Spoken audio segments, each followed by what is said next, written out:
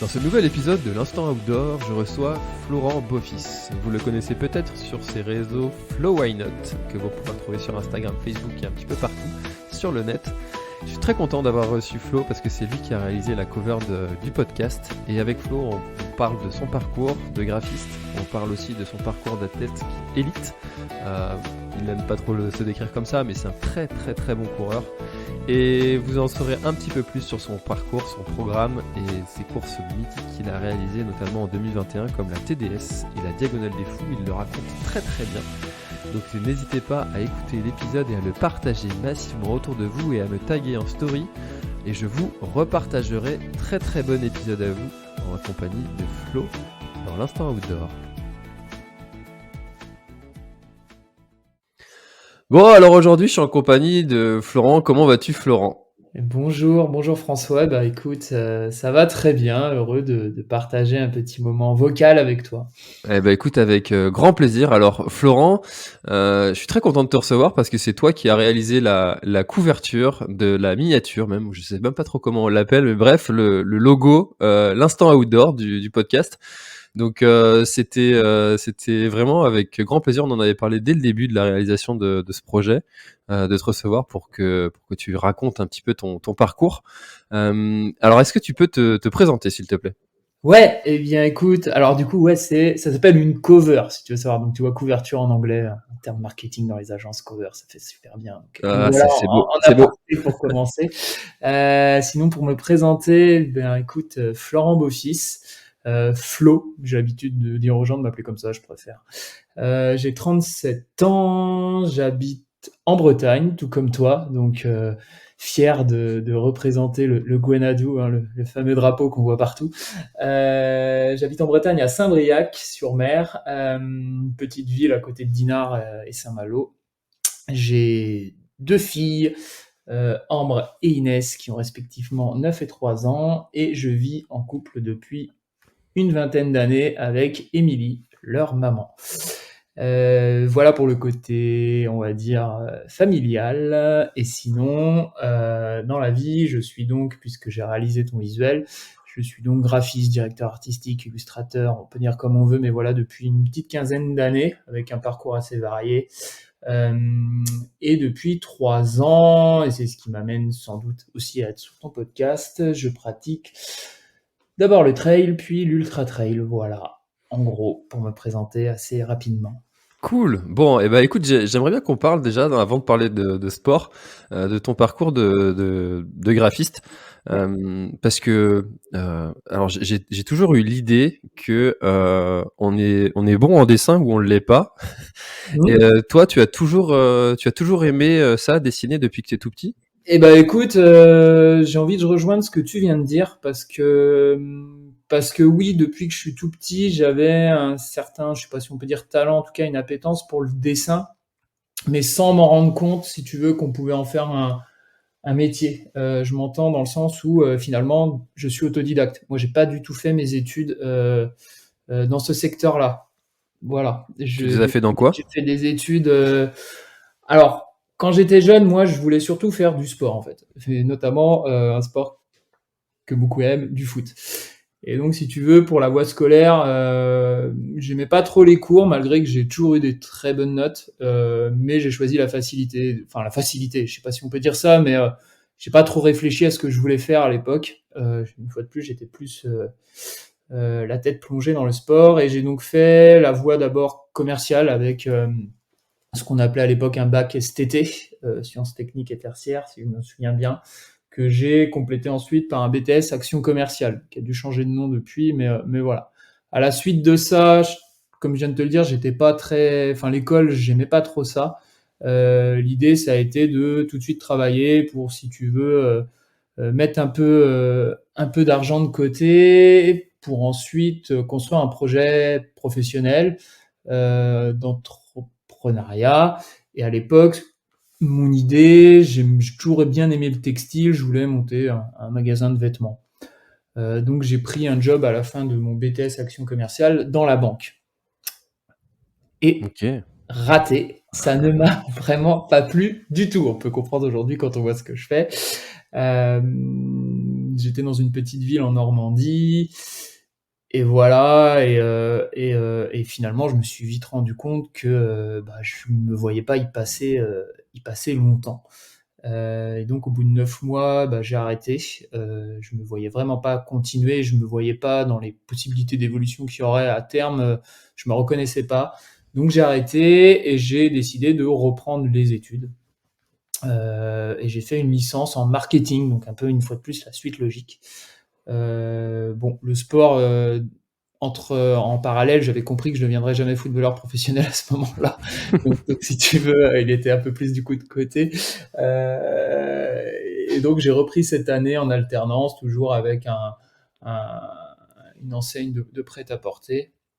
L'année s'est bien passée. J'ai ensuite intégré un groupe à côté de chez moi, un groupe textile, donc plus pour travailler du coup dans la partie back-office, les bureaux, que en magasin pour le coup. Et ce groupe, ça s'appelle le groupe Beau Manoir à Saint-Malo. C'est un groupe qui regroupe pour le coup les marques Bonobo Jeans, Cache-Cache, Morgan et d'autres qui la rachètent au fur et à mesure là ces dernières années.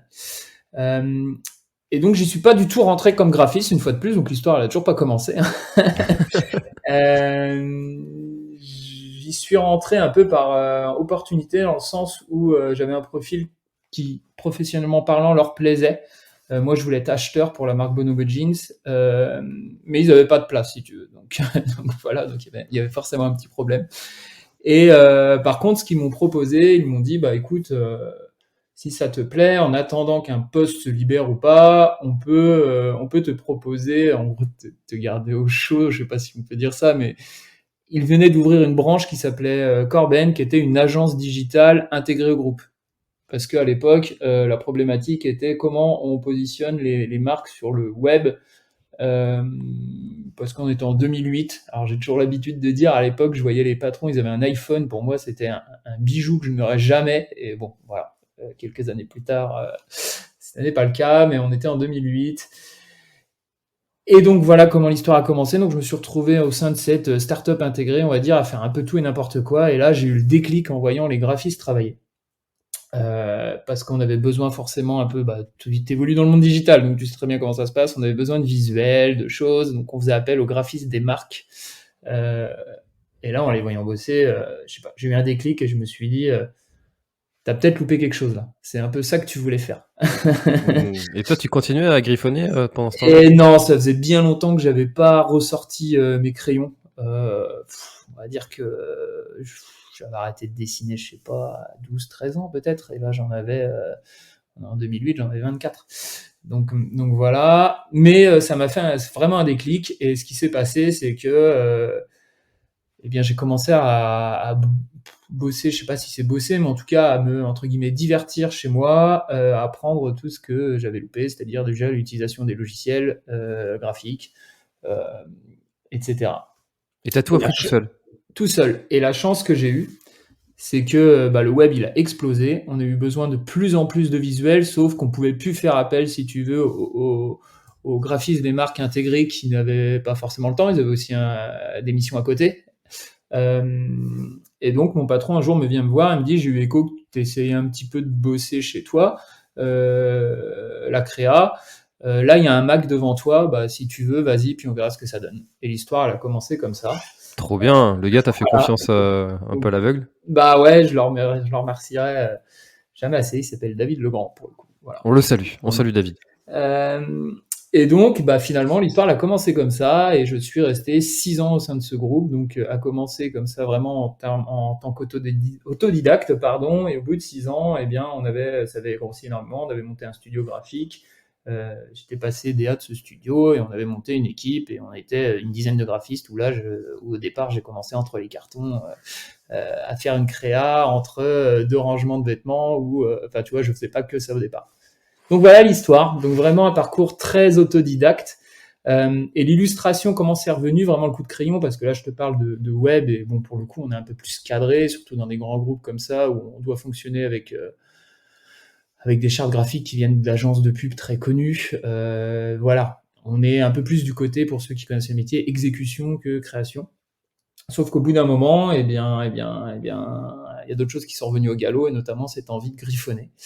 Donc en parallèle, j'ai commencé à dessiner un peu, j'ai posté des trucs sur Instagram. À l'époque, Instagram n'était pas ce que c'est aujourd'hui, c'était plus facile de se faire repérer. Aujourd'hui, c'est quand même compliqué parce que la masse est énorme. Et, euh, et ça a pris un peu aussi. J'ai commencé à avoir tout d'abord des proches qui m'ont dit: «Oh, moi j'aimerais bien que tu me customises ma coque d'iPhone, j'aimerais bien que tu me fasses une illustration pour ci, pour ça». J'ai décidé de monter mon auto-entreprise en parallèle à l'époque. Et puis, de fil en aiguille, j'ai aussi quelques marques de textiles. Donc moi qui adorais le textile, ça tombait bien, qui m'ont demandé un peu de bosser pour eux et de faire des visuels, et cetera. Et ça doit être 2 ans après mon arrivée au sein du groupe Beaumanoir. Donc pendant 4 ans, j'ai continué comme ça. Et au bout de la 4e année, enfin du coup de la 6e groupe Beaumanoir, mais la 4e année où je faisais tout en parallèle, j'ai décidé de me lancer complètement. Donc voilà, j'ai fait 2 ans et demi en freelance, qui ont plutôt bien marché, où je me suis un petit peu, j'ai continué à élargir mon champ de compétences. Alors, mon histoire, elle est un peu longue, hein, mais voilà, j'ai élargi mon champ de compétences dans le sens où j'ai un peu quitté seulement la créa web, de designer des sites internet, pour quelque part commencer à affiner un style, notamment typographique, comme tu as pu voir. Au départ, c'était surtout de la typographie que je dessinais. Et Donc la puis voilà. typographie, c'est des lettres. Ouais, du lettrage. Tu vois, si je Lettrage, reprends ouais. ta cover, c'est l'instant outdoor. Voilà, tout ça, je le dessine à la main. C'est pas des typographies, si tu veux, que je vais télécharger sur le web et que j'utilise comme ça. Et je me suis spécialisé là-dedans au départ, ce qui m'a permis de bosser pas mal dans l'édition, le textile, parce que des t-shirts à message, il y en a plein, mais aussi d'autres secteurs. Et finalement, de cumuler un peu tout et d'avoir une palette assez large, de pouvoir aussi bien évoluer sur du digital que du print, que du textile. Et aujourd'hui, c'est quand même très utile de pas être. Enfin, moi, je suis un peu anti, et je sais que c'est pas forcément très français. Je suis anti la personne qu'on met dans les cases. Genre, elle fait ça, elle sait faire que ça. Moi, j'aime bien un petit peu élargir Mixé. ça. Voilà. Et donc, j'ai fait 2 ans et demi en free. Après, je suis retourné en agence. Pour diverses raisons, peut-être parce que j'étais encore assez jeune et puis j'avais envie aussi de connaître le monde de l'agence parce que là j'avais fait, comme on dit chez nous, enfin, dans notre métier, annonceur, c'est-à-dire un groupe, une marque intégrée. Après j'avais été en free et il me restait le côté le gros prestataire qui répond à plein de sujets de plein de clients. Donc j'ai travaillé 2 ans et demi en agence à Rennes. Voilà.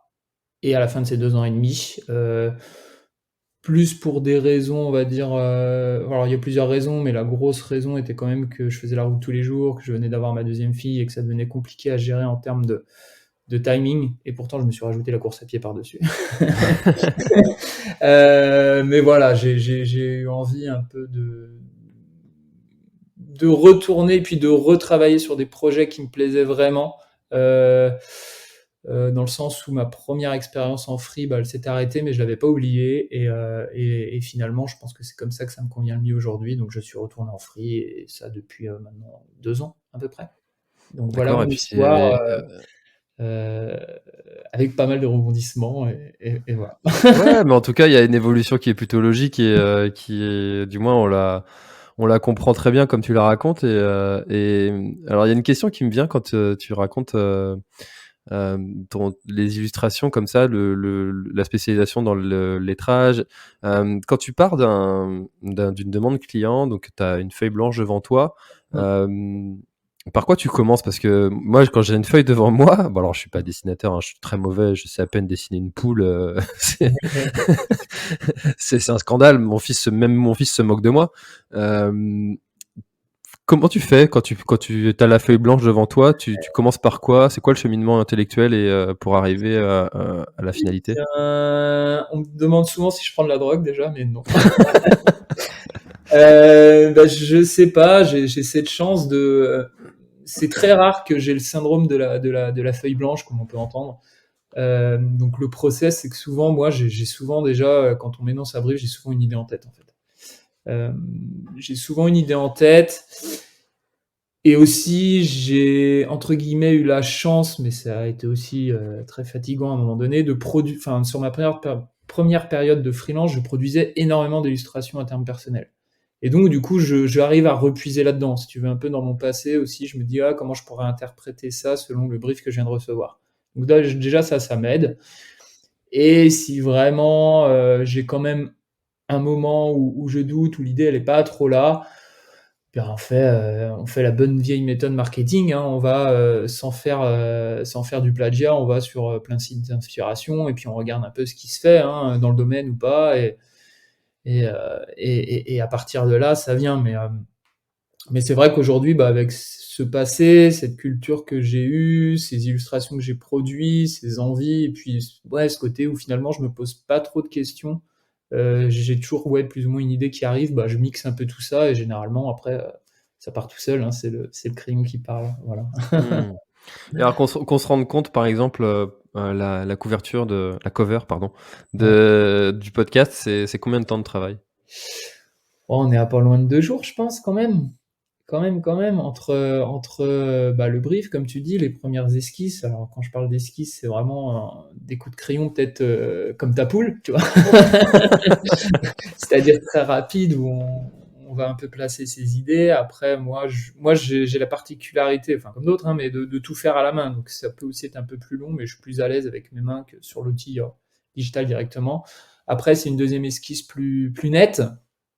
Que généralement, bah, comme j'ai pu faire avec toi, je soumets au client parce qu'on va pas aller jusqu'au bout d'un projet pour que le client te fasse des retours et puis tout recommencer. Donc à ce niveau-là, je propose mon esquisse, on va dire améliorée, ce qui permet au client bah, de me faire des retours ou pas, ou des ajustements, voilà. Et une fois que ça c'est validé, moi je fais ce qu'on appelle la finalisation, donc de l'ancrage, même si aujourd'hui c'est sur un iPad. À l'époque, je faisais tout à la main sur du papier, je scannais et tout, hein, quand avant première période de freelance. Sauf qu'aujourd'hui, l'iPad a sorti avec une application magique qui s'appelle Procreate et un crayon, l'Apple Pencil, qui est juste dingue et qui donne les mêmes sensations que le papier. Bon, bah, c'est plus rapide. Et donc voilà, après, je passe à la phase d'ancrage, comme je te disais. Donc je finalise tout, on va dire, en noir et blanc. Et après, bah, on va appliquer les couleurs. Dans ton cas, tout de suite, je suis parti sur le bleu pour plusieurs raisons, parce que tu avais déjà une notoriété, une charte graphique existante qui était plutôt basée sur du bleu. Donc ça, et on a été d'accord assez rapidement, le bleu pour moi me semblait la meilleure solution. Et puis pour ce qui est du design, bon bah voilà, je me suis dit que ça serait sympa de mêler un univers, de toute façon, l'instant outdoor, donc un univers un peu montagne, mais pas que, parce que pour moi, l'outdoor, c'est pas que la montagne. Donc on a rajouté un peu un univers un peu aquatique. Tu m'as fait aussi rajouter quelques éléments comme la montre, ce genre de choses qui étaient sympas. Et puis, bah, comme je te disais, étant donné que j'ai un fort affect pour la typo, quelque part, je démarre de ça. Bah, l'idée, c'était de travailler une typo intéressante, impactante visuellement, qu'on repère quand on allumera son Deezer, son Spotify ou autre, qu'on repère bien ton icône, la typo, parmi des fois plein d'autres covers. Ça, ici, c'est important, c'est de pas faire. Quand on est designer, c'est de répondre à une problématique, c'est pas seulement de faire de l'art, sinon on est artiste et c'est pas le même métier. Et designer, c'est répondre à une problématique. Et une problématique, je pense, pour une pochette d'un podcast, bah, c'est que forcément, ça illustre le sujet du podcast.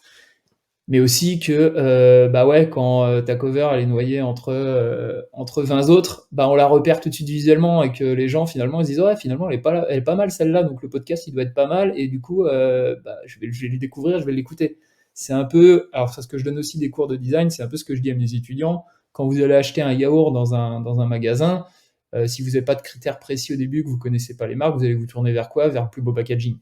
Bon, bah voilà, parce que c'est le plus beau packaging ou celui qui va répondre le plus à votre envie. Je cherche du bio, je vais tout de suite chercher un petit peu la couleur verte, tu vois, voilà.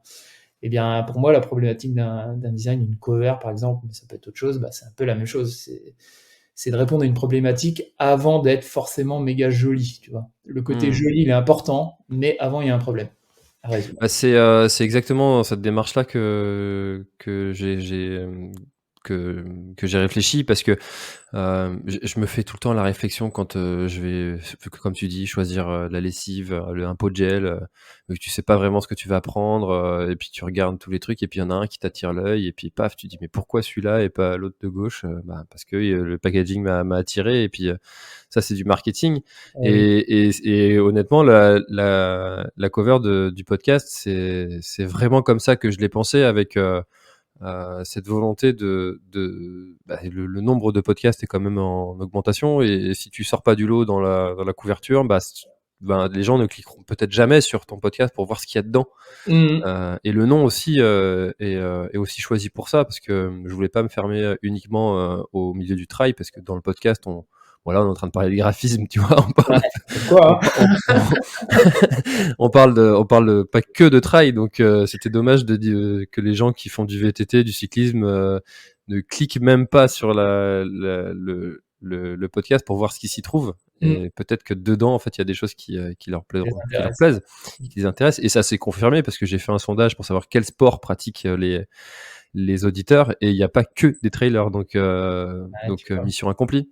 Ouais, pour moi, c'est une importance folle. Enfin, tu vois, j'ai pris l'exemple de mes yaourts, mais je peux aussi le faire pour les voitures. Tu vois, si jamais tu t'intéresses pas à la mécanique, ça se trouve, il y a une super mécanique, mais si ta carrosserie elle est moche, tu vas plutôt aller à côté sur la voiture qui est peut-être plus jolie et dont la mécanique est moins bonne. Donc, l'apparence visuelle d'un packaging ou d'une cover, pour toi, on peut dire que la mécanique, c'est tout le contenu qu'il y a derrière, et puis la carrosserie, la cover, c'est méga important, quoi.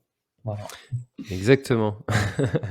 Et alors, du coup, dans ces compétences-là, tu as commencé à intégrer le milieu de la course à pied. Ouais. Est-ce que tu peux nous raconter cette transition? Parce que je sais pas si maintenant tu fais plus que ça, ou tu travailles aussi pour Alors, d'autres types de clients. non, je ne fais je ne fais pas que ça. Ça a pris quand même pas mal d'importance ces derniers mois, mais je ne fais pas que ça. Je fais toujours notamment du web design pour des agences sur des fois des sujets divers. Mais c'est vrai que comme je pense avoir commencé à réussir à pas imposer, mais en tout cas à proposer un style assez singulier au niveau de l'illustration sur des thèmes outdoor, c'est plutôt ça que je mets en avant, tout simplement. Donc les gens peuvent avoir l'impression que je fais que ça, mais même si j'en fais pas mal, je ne fais pas que ça. Comment ça s'est venu? Tout ça finalement, c'est venu un peu logiquement et en même temps. Pendant mes 2 années où j'étais en agence à Rennes, donc là, je faisais moins d'illustrations parce que l'agence avait plutôt une spécialité digitale. Donc j'étais un peu retourné sur plus du web design. C'était une période aussi où ça allait pas très bien, alors pour diverses raisons, hein, plus ou moins graves. Et puis parce que j'ai un caractère un peu angoissé, mélancolique, qui s'est atténué d'ailleurs depuis que je pratique la course à pied. Mais à cette époque-là, j'avais un peu laissé tomber l'illustration. Euh, et puis 2018, donc en plein milieu, j'ai ma deuxième fille. Et là, je sens que j'ai besoin à nouveau d'un moment, enfin d'un espace de liberté. Je sais pas trop quoi faire. Au début, je me dis, je vais revenir après hein, sur comment je me dis, écoute, ça serait bien que tu sortes plus, mais mais en fait, et avec du recul, je suis pas sûr que ça aurait été la bonne solution. Mais moi, tous mes potes, ils avaient le même âge que moi, ils avaient tous des problématiques pareilles comme moi, d'enfants, de maison. Et puis, on habite à Saint-Briac, on n'habite pas à Paris. Voilà, sortir, c'était pas forcément évident. Et donc, ma deuxième réflexion tout de suite, ça a été, mais Flo, en fait, t'as arrêté. Alors moi, j'ai arrêté le foot à 27 ans, à la naissance de ma première fille. Et là, j'en avais 34 et je me dis, en fait, j'ai l'impression que ce qui te manque, c'est ce côté sport, en fait. Donc voilà. Euh, et donc, j'en arrive à commencer la course à pied. On reviendra après plus tard sur la course à pied. Je commence la course à pied et au fil des mois, eh bien, bizarrement ou logiquement, je sais pas, mon envie de redessiner revient. Je me dis, c'est quelque chose que tu aimais bien, c'est quelque chose que tu fais a priori pas trop mal, c'est un peu con de l'avoir mis de côté comme ça et de pas le réutiliser. Mon envie revient et je redessine sur mes pauses midi à l'agence. Euh, et puis le sujet que j'ai envie de dessiner à ce moment-là, ouais, c'est parce que la course à pied me plaît bien, j'ai démarré le trail, c'est le trail. Donc je redémarre de zéro en fait, hein, un petit peu. Hein. Parce que pareil, mon compte Instagram, j'ai laissé tomber depuis des mois.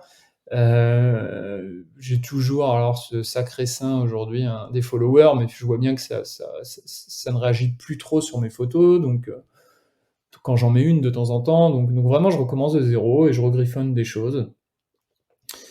Et puis, je me rends compte aussi, et ça alors aujourd'hui c'est un peu moins le cas, mais j'en suis aussi persuadé quand même, c'est que je vois, en évoluant, en ayant commencé la course à pied, que bah ça explose, mais que niveau visuel, communication et marketing, ça suit pas encore. Enfin, tu vois, je trouve que par exemple, si je prends les affiches des événements, elles sont pas forcément à la hauteur de ce que proposent les événements et la beauté des événements.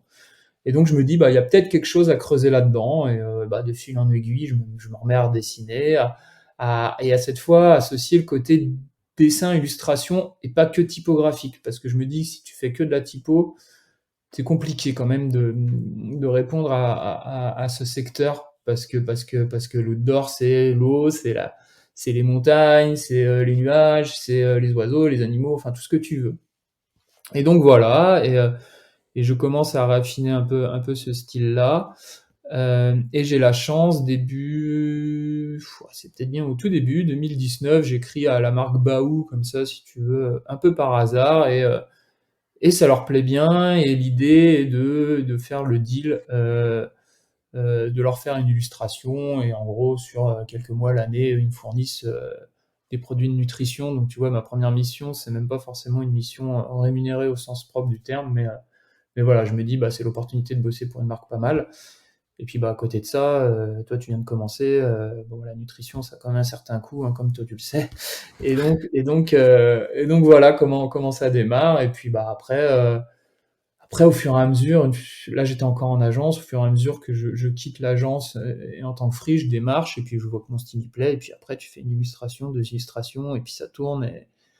Et voilà, mais le constat de départ, c'est d'avoir envie de se remettre dans ce côté de mon travail qui est sans doute celui qui me plaît le plus. Euh, et cette vision que j'ai, que ouais, pour le moment, il y a pas grand-chose en termes de créa qui se passe, quoi. Enfin, à l'époque, je note juste le plus que connu des boss et des bulles, mais qui est un style très BD où il y a beaucoup de narration avec. Et je me dis, en fait, peut-être pas, hein, parce que je les ai peut-être pas tous trouvés, mais je me dis, c'est le seul mec finalement qui propose du graphisme dans cet univers, alors qu'il y a plein de choses à faire. Donc voilà un peu comment ça démarre. Hmm. Et du coup, au début, tu démarches comme ça, et maintenant tu es au stade où tu reçois plutôt les demandes plutôt que d'être dans la position Ouais, de commercial. ouais, Ah, ça, c'est trop, trop cool, ça. clairement, ouais, parce que ouais, depuis que je me suis remis en free, j'en parlais l'autre jour avec Émilie, à part cet été au mois d'août où c'était un peu plus calme, mais je suis pas sûr d'avoir eu vraiment une journée où j'ai rien fait, quoi. Et quand tu redémarres, c'est quand même un luxe. Après, j'ai un peu démarché au départ, mais si tu veux, pas comme un fou et pas avec une pression de dingue en me disant, il faut absolument que tu trouves, tu prends tout, quoi. Après, bah, j'ai la chance aussi, tu vois, on disait tout à l'heure, je fais pas que de l'illustration, j'ai de la chance, par exemple, d'avoir rencontré, je sais pas si tu connais l'agence Peigné Vertical à Annecy. Si, ouais. Et eux, aujourd'hui, ben, on s'est très bien entendu, et je fais quasiment tous leurs projets graphiques, donc pas que de l'illustration. Donc tu vois, j'ai aussi ces relations un peu de partenariat où, bah, comme j'ai aussi des compétences élargies, je peux répondre à plein de sujets, et finalement, ça m'offre du flux, quoi, du flux de travail, quoi. Hmm. Et la visibilité. Donc voilà, mais ouais, aujourd'hui, je démarche très peu, ouais.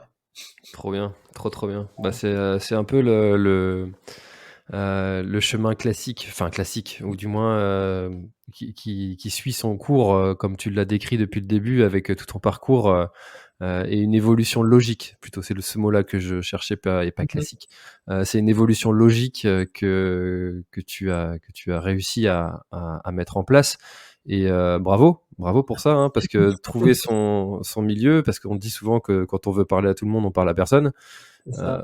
Dans le graphisme, ça n'exclut pas en fait cette phrase, et au contraire, tu as trouvé ton univers, ton domaine, et puis tu as répondu à une demande.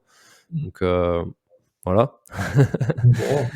c'est cool. Eh ben écoute, si tu veux bien, j'aimerais bien qu'on passe au sujet justement de la course à pied. Alors, ce merveilleux sport que tu pratiques maintenant, Ouais, après avoir pratiqué le foot, tu nous as dit. c'est ça. Comment s'est passée cette transition? Alors, tu nous as déjà un petit peu parlé en disant que c'était suite à un arrêt du sport, Ouais. mais les débuts en course à pied, comment Et ça s'est bah, passé? tu vois, je vois des parallèles avec mon métier de graphiste dans le sens où depuis, ouais, depuis que je suis petit, en fait, à chaque fois qu'il a fallu courir, j'étais plutôt à l'aise. Mon premier souvenir, comme beaucoup d'autres, c'est alors nous c'était pas forcément un cross parce que ça se passait sur la digue. C'était la course qu'on fait à l'école tous les ans. Et je me rappelle la première fois que j'y participe, je pars en retard, je loupe le départ. Donc je m'affole, j'essaie de rattraper tout le monde et là j'ai une sensation, c'est la première fois que je raconte ça, hein, une sensation vraiment, je sais pas, étrange quoi, comme d'être ailleurs et ça me fait un bien fou et je rattrape tout le monde et je dois finir 10e, quelque chose comme ça. Enfin, bref, et ça je te parle d'il y a très longtemps. Et j'avais des facilités dans le sens où tous les tests de début d'année au foot, bon bah voilà, j'étais toujours devant malgré le fait que je jouais gardien de but. Voilà. Ah, tu jouais gardien. Je jouais gardien de but. Voilà, mais j'ai jamais poussé plus que ça. Et voilà, j'avais vraiment la tête au foot, c'est ce qui m'intéressait le plus. Vraiment, j'allais courir peut-être une fois toutes les 2 semaines, 10 bornes. Et puis jusqu'à 27 ans, j'avais fait alors un trail je me rappelle à Lancieux que j'avais fait en Converse. Je savais pas du tout ce que c'était. Où je fais quand même 14e en faisant du patinage artistique sur la base plutôt qu'autre chose. Enfin bref. Et j'avais dû faire un semi-marathon Saint-Malo, le semi-marathon Cancale-Saint-Malo. Voilà. Mais c'était pas aller plus loin que ça. Tu te rappelles de ton temps? Ouais, je crois que c'était quand même. Alors maintenant, je me dis que c'était pas si mal, mais à l'époque, je me rendais pas compte. C'était 1h27, je crois. Ah oui, déjà, pour passer sous les 1h30, Ouais, ça commence à causer. Ouais. mais j'avais pas poussé plus que ça, si tu veux. Et donc, bah, j'arrête donc le foot à la naissance de ma première fille, à 27 ans. Et quand je décide de refaire un sport, donc comme je disais tout à l'heure, en 2018, bon, le foot, j'ai plus envie. Parce que j'étais plus trop en phase avec la mentalité sur mes dernières années. J'aimais pas trop comment ça évoluait. Et puis, moi, j'ai eu la chance, même si j'étais pas du tout prédestiné à ça, de jouer à l'US Saint-Malo et de réussir à faire quelques matchs, en tout cas sur le banc en équipe première. Et après, bah, je suis retourné dans des petits clubs, parce que je viens d'un tout petit club. Et bah, quand tu as connu un peu si tu veux, la rigueur, l'entraînement et tout ça, c'est un peu dur de se remettre la tête sur le côté un peu plus festif, on va dire, des clubs où toi tu arrives le dimanche motivé et puis les autres ils sortent tout juste de leur soirée et c'est un peu compliqué. Donc ouais, j'ai arrêté parce que ça me plaisait plus. Donc la question quand je reprends le sport, c'est bon, le foot, non, t'écartes. T'aimes ça, mais t'écartes, puis t'as 34 ans, de toute façon, maintenant. Si tu vas dans un club, ils vont te dire t'es un vétéran, hein, les petits jeunes là. Je me dis, bah finalement, t'aimes bien courir. Tu courais un peu avant, des fois tu vas de temps en temps comme ça te plaît bien, et puis wow, t'as pas l'air si mauvais. Donc je me mets le défi, je me dis fin août, allez, l'année prochaine je fais un marathon. Donc fin août 2018, et puis je me dis tu fais un marathon en 2019. Ok. Donc je me mets à recourir vite fait, je refais le Cancale Saint-Malo là. Alors non, c'est là que j'ai fait 1h27 et la première fois j'avais fait 1h28, je crois. Donc je refais le Cancale Saint-Malo quelques semaines après. Voilà, bon, tout se passe bien. Je me dis bon, ça s'est bien passé. Maintenant, on va voir jusqu'à la fin de l'année, et puis l'année prochaine, on parlera de ce marathon. On verra où déjà. Ça sera sans doute le marathon de Mont-Saint-Michel. Et puis milieu octobre, fin octobre, il y a un apéro à la maison avec une copine. Et là, elle me dit regarde François. Donc François, c'est un très bon pote, mais je ne savais même pas. Il fait un truc de fou à la Réunion. Je dis ah ouais. Et je lui dis mais ça s'appelle pas la Diagonale des Fous. J'en avais entendu parler très brièvement. Elle me dit si c'est un truc comme ça. Il va courir 160 bornes. C'est complètement dingue. Regarde, il a mis des stories. Et là, pendant que tout le monde dit c'est complètement dingue, moi je regarde le truc et je me dis j'en avais déjà entendu parler. Et moi ça me donne envie. Et je me dis mais pourquoi pas toi quoi. Alors pas demain. Hein, et puis bon, on verra par la suite que c'est venu plus vite que prévu, mais je me dis pas demain. Hein. Mais ça me donne envie, moi. Pendant que les autres trouvent qu'il est fou, moi je trouve qu'il est fou, mais que ça donne vraiment envie. Je dors pas forcément de la nuit. Le lendemain, je regarde les sites d'inscription aux courses. Donc on est toujours fin 2018, hein, le marathon il est prévu pour dans longtemps. Hein. Et là, je vois Grand Ménestrail, 54 km. Oh, je me dis, ça a l'air sympa, c'est en forêt, pour moi, dans ma tête, c'est une course nature. Hein. À l'époque, le mot trail, je sais pas trop ce que ça veut dire. Alors, quand je lis dénivelé, tout ça, je sais pas du tout non plus ce que ça évoque. Je me dis, ça a l'air d'être une course en forêt, ça doit être sympa. Voilà, allez, je m'inscris 54 bornes, mais bon, voilà, c'est une balade en forêt une fois de plus. Donc je m'inscris à ça. Je m'inscris au Grand Ménestrail. Bon, je m'entraîne un peu quand même parce qu'on est fin octobre, c'est début décembre. Hein. Une fois de plus, comme je t'ai dit, j'ai jamais fait plus de 10-20 bornes à l'entraînement sur une semaine. J'ai 5 semaines devant moi, allons-y. Ah, c'est ça, c'est un peu ça. Et donc j'arrive début décembre à mon contour dans la salle, la fameuse salle que tu vas connaître demain, a priori. Il est 6h du mat, et là je vois des têtes un peu apeurées, je me dis, oh, ouais. Je vois aussi des mecs qui débarquent avec un staff, donc là je commence pas à paniquer si tu veux, je me dis, dans quoi tu t'es engagé? Parce que là il y a les mecs qui ont l'air d'avoir peur, et lui là, bon je pense que c'est informe, il arrive avec une équipe, quoi. Moi j'ai acheté mon matos hier, j'ai une sorte de sac à dos, j'ai des barres que j'ai dû acheter pareil la veille. Bon bah de toute façon t'es là, faut y aller. Et donc bah je fais ce grand Ménestrail, les 54 km. Ça se passe finalement, au final ça se passe plutôt bien, même si je finis avec des crampes, hein, ce qui est logique, mais je le termine. Voilà. Bien, tu le termines bien. Ouais, quand même. Bon, je crois que je fais 70e, tout dans le genre. Le temps, je l'ai plus en tête, mais ouais, plutôt content. Et puis, de toute façon, je m'étais pas trop. Enfin, ouais, plutôt content, ouais. Et donc, je me dis, bah, le lendemain, bon, ça m'a bien plu quand même, hein, malgré que c'était dur et que, enfin, les montées, là, tout ça, où tu marches dans la boue, je m'y attendais pas, mais bon, ça m'a bien plu. Et puis, j'aime bien les défis. Et puis, quand je me lance dans un truc, généralement, je vais à fond. Enfin, je vais pas en demi-mesure. Le lendemain, je m'inscris sur le Glazig, et puis tant qu'à faire, je m'inscris sur la Bervrac en même temps. Voilà. Bon. Et hop. Voilà. Donc moi, tu vois, la progressivité, tout ça, et aujourd'hui, je conseillerais de la faire, mais à l'époque, j'ai pas du tout écouté. Et voilà. Et donc, je m'inscris sur le Glazig, donc bah, pareil, je continue à me rentraîner un peu. Je me documente un peu, mais pas plus que ça. À l'époque, je me dis, oh, la première course, elle s'est bien passée. À l'époque, je cherche pas du tout la performance. Hein. Je me dis, tu vas finir. Et puis le Glazig, c'est, il y a une vue mer, c'est cool, tu vas passer un bon moment. Et puis j'arrive donc au Glazig début février, après les fêtes de Noël, tout ça, machin. Je démarre en trombe, comme si je démarrais limite un 10 bornes. Ça, je suis content. 30e kilomètre, je dois être dans les 30 premiers. Je suis là, ah là, c'est pas mal et tout. Alors là, par contre, 3 bornes après, ce qu'on appelle le fameux mur. Hein. Sanction. Plus de son, ah ouais, sanction, très grosse sanction. Plus de son, plus d'image. Je me dis, mais j'ai l'impression d'avoir perdu mes muscles. Enfin, voilà. Donc je finis comme je peux. Finalement, pas si mal quand même. Hein, je dois faire 75e, mais je finis mais rincé, avec l'impression que les 20 derniers kilomètres, même aujourd'hui, je m'en souviens pas. Enfin, tu vois, vraiment, quand je dis plus de son, plus d'image, plus de son, plus d'image. Là, je ressors un petit peu pas dégoûté, mais en me disant, c'est dur, je sais pas si c'est pour toi, mais je m'étais inscrit par chance à la Bervrac. Par chance ou malchance, je sais pas comment on peut dire. Et là, je rentre chez moi, j'attends 1 ou 2 jours, un peu plus même. À l'époque, je prenais un peu plus de repos qu'aujourd'hui quand même.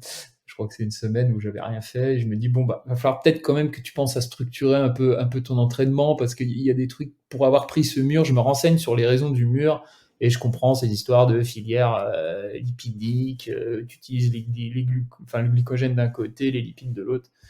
Et je vois des entraînements pour améliorer ça, notamment un peu courir à jeun ou faire des longues sorties à un rythme plus lent, etc. Donc tu vois, je structure un peu tout ça comme je peux. Hein. Et arrive la Bervrac. Et là, je sens réellement qu'il se passe un truc parce que je me sens bien tout le long de la course. Et je fais une 10e place qui est incroyable. D'ailleurs, petite anecdote, Émilie devait venir me voir sur le parcours. À l'arrivée, mon téléphone sonne. Elle me dit, mais t'es où? Je suis à tel point, je te vois toujours pas. Je dis, bah, je suis pas arrivé. Et là, Je fais l'apéro. bon, bah, là, on n'a pas rigolé parce que sur le coup, elle était énervée. Ouais, j'imagine. Elle me dit, oh, voilà. Mais finalement, maintenant, j'en rigole. T'aurais pu me prévenir. Voilà. Et donc, bah, là, je me dis, c'est passé un truc. Enfin, je suis content de moi. Alors, j'ai toujours un côté quand même manque de confiance en moi. Donc ma première réaction, c'est de me dire ouais, c'est parce que tous les autres n'étaient pas là en fait. Tu vois, le dixième parce que tous les autres n'étaient pas là. Voilà, donc voilà. Et je me réinscris, c'est une époque où je deviens boulimique un peu comme beaucoup, hein, on commence et on va toujours en faire plus. Et je me réinscris une semaine plus tard à un 30 km pas loin de chez moi, Frémur-Fresnay, sur un sentier du GR34, quand même assez difficile du côté de 5K. Et là, je fais podium, et alors là, je me dis, bon, bah, ouais, il a dû se passer quelque chose, quoi, tu vois. Et du coup, bah, l'appétit vient en mangeant, et ça m'a donné envie de continuer. Et donc, j'ai restructuré mon entraînement, j'ai continué de structurer mon entraînement, j'ai aussi, et sans doute de façon trop nette et trop stricte, revu mon alimentation. Ça, je reviendrai peut-être après. Et puis j'ai décidé de continuer à courir les courses de l'OTT, parce qu'à l'époque j'en connaissais pas forcément d'autres, hein. C'est un peu comme nous aujourd'hui quand tu vas chercher les courses, bon bah tu regardes, et je reviens à mon problème de communication de tout à l'heure, et tu vas regarder celles qui communiquent le mieux et celles qui sont les plus connues. Donc je m'inscris sur les courses de l'OTT, et puis bah de fil en aiguille, je crois que l'autre c'est Gare-les-Dents. Tout le monde me dit, notamment mon pote Franck là, qui a fait la diagonale des fous, il me dit ouais, bah, regarde les dents, tu vois, c'est un sacré niveau, il y a du monde, voilà, enfin, ça sera impossible de finir dans le top 100, quoi. Et donc, je le crois, hein. Moi, je lui dis, ouais, ouais, bah ouais, ouais, ouais, moi, je me suis inscrit parce que ça a l'air sympa, il y a François Den qui vend son vin. Voilà. Le vigneron de Gare-les-Dents, on l'appelle. Bah ouais, ouais. J'arrive à Gare-les-Dents, grosse ambiance, ça me plaît, donc je fais la course, et puis je finis 19e. Et là, bah, de fil en aiguille, entre l'Abervrac, Gare-les-Dents maintenant, bon, bah, pas Gladic parce que ça n'a pas compté, mais je regarde le classement de l'ETT, je vois que je suis pas si mal placé. Comme je t'ai dit, j'avais décidé de les faire plus ou moins toutes. Je fais le bout du monde, et là, pareil, je finis dans le top 10, et je vois que je commence à arriver dans le top 10 du classement général de l'ETT, moi qui n'avais jamais couru avant. Et je me dis, c'est incroyable quand même. Il y a un truc, une fois de plus, je me dis, c'est pas normal. Enfin, les autres, ils sont vraiment pas bons dans ce sport. Je me dis pas qu'ils sont pas bons, mais je me dis, c'est non. Tu sais, c'est le gars qui a pas confiance en lui, qui dit, voilà, c'est pas moi qui suis bon, c'est les autres qui sont mauvais. Voilà, les meilleurs jouent pas le classement, enfin, je sais pas, il se passe un truc. Et puis, ils sont jamais là. De fil en aiguille, je fais énormément de courses l'année-là où finalement ça fonctionne bien. Alors des grandes, des petites. J'en fais beaucoup trop d'ailleurs. Ça, je pourrais revenir après. Je crois que je fais 26 courses sur l'année, ce qui est, ah oui. j'ai fini très, très fatigué. Mais donc voilà, l'année se poursuit. Je fais Brocéliande, pareil, où je dois faire 7e, et du coup, je me retrouve 5e de l'OTT. Alors, tu vois, en n'ayant jamais fait 5e, hein, mais comme c'est un classement sur les moyennes, je suis là. C'est quand même incroyable. Et puis, bah, alors là, on va dire que le point fanfare de l'année,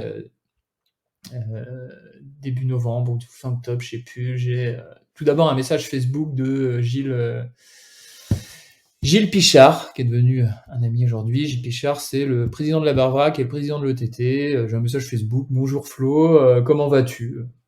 Ok, bon, je lis le truc, et puis je m'en remets à travailler, et puis je réponds le midi ou en fin de matinée, ça va très bien, et toi? Voilà. Enfin, et vous d'ailleurs, je crois que je vous voyais à l'époque.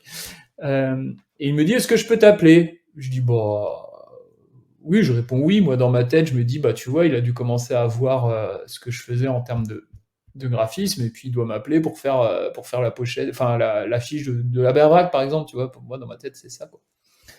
Il m'appelle, donc il se présente, je lui dis que je sais qui c'est. Et puis là, il me dit, tu connais le fonctionnement de l'OTT? Je dis, bah ouais, c'est un classement sur cette course dans l'année. Pour le moment, j'en ai fait 4 ou 5, je sais plus. Et puis je lui dis, il me semble que les 3 premiers vont à La Réunion, quelque chose comme ça. Enfin, tu vois, j'avais pas trop regardé le règlement non plus, parce que je me voyais pas arriver dans les 3 premiers, hein. Et là, il me dit, ouais, c'est ça, et puis on offre aussi une wildcard, et puis il y a une place au tirage au sort. Ah, je dis, oh bah tiens, le tirage au sort, je vais tester, ça m'intéresse, parce que moi, un jour, j'aimerais bien aller à La Réunion, mais voilà, pas plus que ça pour le moment. Et puis je me dis, quand est-ce qu'il va passer à sa demande pour me demander de bosser pour lui? Et là, il me dit, non, mais t'auras pas besoin de t'inscrire au tirage au sort. Je me dis, comment ça? J'ai pas le droit, j'ai pas encore fait assez de... Mais non, il me dit, non, on a décidé de te donner la wildcard. Bon, bah alors là, laisse tomber. Hein, tu vois, un an juste avant, je voyais dans ma tête, j'avais l'apéro que j'avais chez moi où je voyais tout le monde traiter François de fou. Et là, on me dit, bah, on me donne l'opportunité d'aller à La Réunion avec l'équipe OTT. Donc voilà, donc si tu veux, il y a une sensation de joie folle, des larmes qui coulent, je le cache pas. Et peut-être une des premières fois dans ma vie où je suis content de. Enfin, tu vois, j'ai confiance en moi. Je me dis, putain, t'as réussi à obtenir quelque chose. Quand même, avec le côté un peu de me dire, ouais, mais putain, je suis 5e, c'est plus ou 4e qui mérite d'y aller, tu vois. Ou à d'autres. Bon, bref, et du coup, bon, ils me demandent quand même, tu te sens prêt parce que c'est quand même 160 bornes. Moi, j'avais jamais fait, tu vois, je viens de te raconter mon histoire, j'avais commencé à courir il y a même pas un an. Je dis, bah, de toute façon, oui. Je le serai. On va y aller, enfin, on va y aller, quoi. Et donc, bah voilà, donc je me retrouve, tu vois, avec un objectif de dingue. Et du coup, j'ai toujours pas fait le marathon. Hein. Si je reviens à mon histoire de marathon, aujourd'hui, j'ai toujours pas fait. J'étais en train de me demander quand est-ce qu'il allait arriver non, je l'ai toujours pas fait. Je pense pas que je le ferai tout de suite. Mais voilà, je me retrouve. Donc, je finis l'année. Je fais après le score, je finis le challenge OTT. Il y a juste le Ménestrail que je zappe pour faire l'Ultra Ménestrail. C'est pareil, j'ai une autre anecdote là-dessus. Donc, qui était un format l'année-là de 103 km, que tu as fait aussi, je crois. Oui. Je le fais avec deux objectifs, c'est de le finir parce que j'ai jamais fait plus de 50 bornes, donc il en faisait 103, et de me dire, bon, il me manque encore quelques points pour la Réunion, il faut que je la valide parce que ouais, je suis qualifié pour la Réunion, mais j'ai pas encore les points. Et donc voilà, et donc j'arrive la veille, comme un an auparavant, hein, fameux lieu à mon contour. Cette fois, je dors sur place avec des potes, et le soir, on lit un article du Télégramme, ça nous avait fait rire. Je me vois que je suis dans les favoris, alors on explose tous de rire devant notre salade de pâtes parce que j'avais jamais fait plus de 50 bornes. Si tu veux.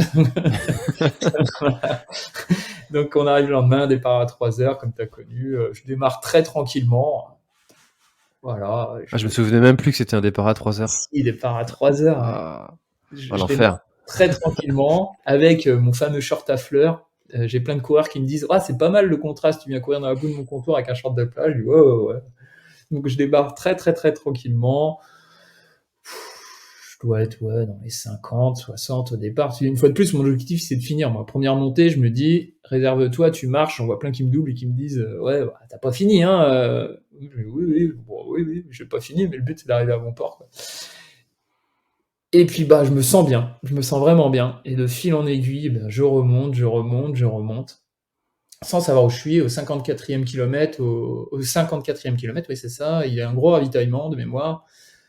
Et là, je rigole et tout, et les gens me disent bravo et tout. Je dis ouais, merci. Je dis bravo à tous les coureurs, et puis voilà. Et puis ils me disent, tu sais que t'es 4e. Je dis quoi? Je dis 4e. Ouais, bravo surtout à toi, du coup. Ok, bon, je dis, de toute façon, pour moi, c'est maintenant que ça commence, j'ai jamais fait plus. Donc, il reste en gros une course. Enfin, voilà, pour moi, il me reste une course. Donc, on est à la moitié. Et là, je me sens toujours bien. Et si tu veux, je double le 3e très rapidement. Donc là, je me dis, déjà, la 3e. Alors, l'arrivée est encore loin, donc on va pas s'exciter. Mais t'es 3e, c'est vraiment. Enfin, pour moi, dans ma tête, une fois de plus, tu vois, c'est comme l'année entière, c'est incroyable. Enfin, je me dis, c'est incroyable. Donc, c'est peut-être aussi ce qui me met sur un état, on va dire, un peu second, un peu de flow, comme les gens disent. Hein. Et puis, il y avait Jérôme Lucas, que tu connais, qui fait cette course. Et Jérôme, il est souvent accompagné d'un staff, hein, on appelle ça comme ça. Et plus les kilomètres passent, plus je vois que le staff, il est de moins en moins en train de... Enfin, tu vois, il est de moins en moins prêt à partir. Tu sens qu'ils sont là depuis pas longtemps. Moi, je me dis, non, c'est pas possible. Eux, ils sont partis ce matin, je les ai vus partir pleine balle, ils sont loin devant. Déjà, moi, je suis là, mais oui, ils doivent être loin devant. Kilomètre, à peu près 70. Route bitumée, et là, je vois Maxime Jouaen, je crois. Je m'excuse si j'ai gagné finalement. Et Jérôme, je les vois devant. Je dis, c'est pas possible. Et là, je cours, mais vraiment pareil, hein, dans un état second, je les double en leur disant bonjour, et là, je vois bien dans la tête de Jérôme... Il se dit, mais qu'est-ce que c'est ce mec-là? C'est qui ce client? Avec son short à fleurs, tu vois, il fait son jogging du dimanche. Et là, je pars, et me voilà premier de mon premier ultra, quoi. Donc, je suis là, c'est complètement fou. Et comme ça, je pense, ouais, jusqu'au 80e, un truc dans le genre, sauf que bah, je fais une de mes spécialités. C'est-à-dire que je me perds. Je ne sais pas si c'est vrai, mais a priori, j'avais un quart d'heure d'avance, mais du coup, bah, en me perdant, je perds ça. Et finalement, l'histoire ne dit pas s'il ne m'aurait pas rattrapé ou pas, hein, parce que les 10 derniers ont été quand même une aventure, hein. Ça a été dur les 10 derniers. Je me souviens avoir des troubles de la vision et de me dire au 98e ou 99e, bon allez, t'abandonnes, quoi, alors que il reste 1 kilomètre. Ouais. J'avais plus trop de... Donc ça se trouve, il m'aurait rattrapé, quoi qu'il en soit. Mais voilà, donc du coup je me perds et je finis sur le podium de cette course. Donc pour moi c'est incroyable, mais surtout ça me valide le fait, parce que j'avais aimé les trails longs, mais ça valide le fait, et c'est un peu aussi ce qui m'a donné vraiment envie au tout départ quand je me suis mis au trail, hein. J'aime bien l'ultra. Alors il y en a pour tout le monde, mais moi j'aime bien ce côté, ouais. Au final, j'aime bien ce côté où tu as un effort long d'une part, mais aussi il faut gérer plein de choses. C'est-à-dire tu ne gères pas seulement ta foulée, enfin faut gérer ton énergie, il faut gérer les moments un petit peu de creux, les moments où ça va mieux, l'alimentation. Enfin, il y a tellement de paramètres, je trouve ça super intéressant en fait. Donc voilà, ça a validé ce fait-là. Et je parle depuis très longtemps déjà.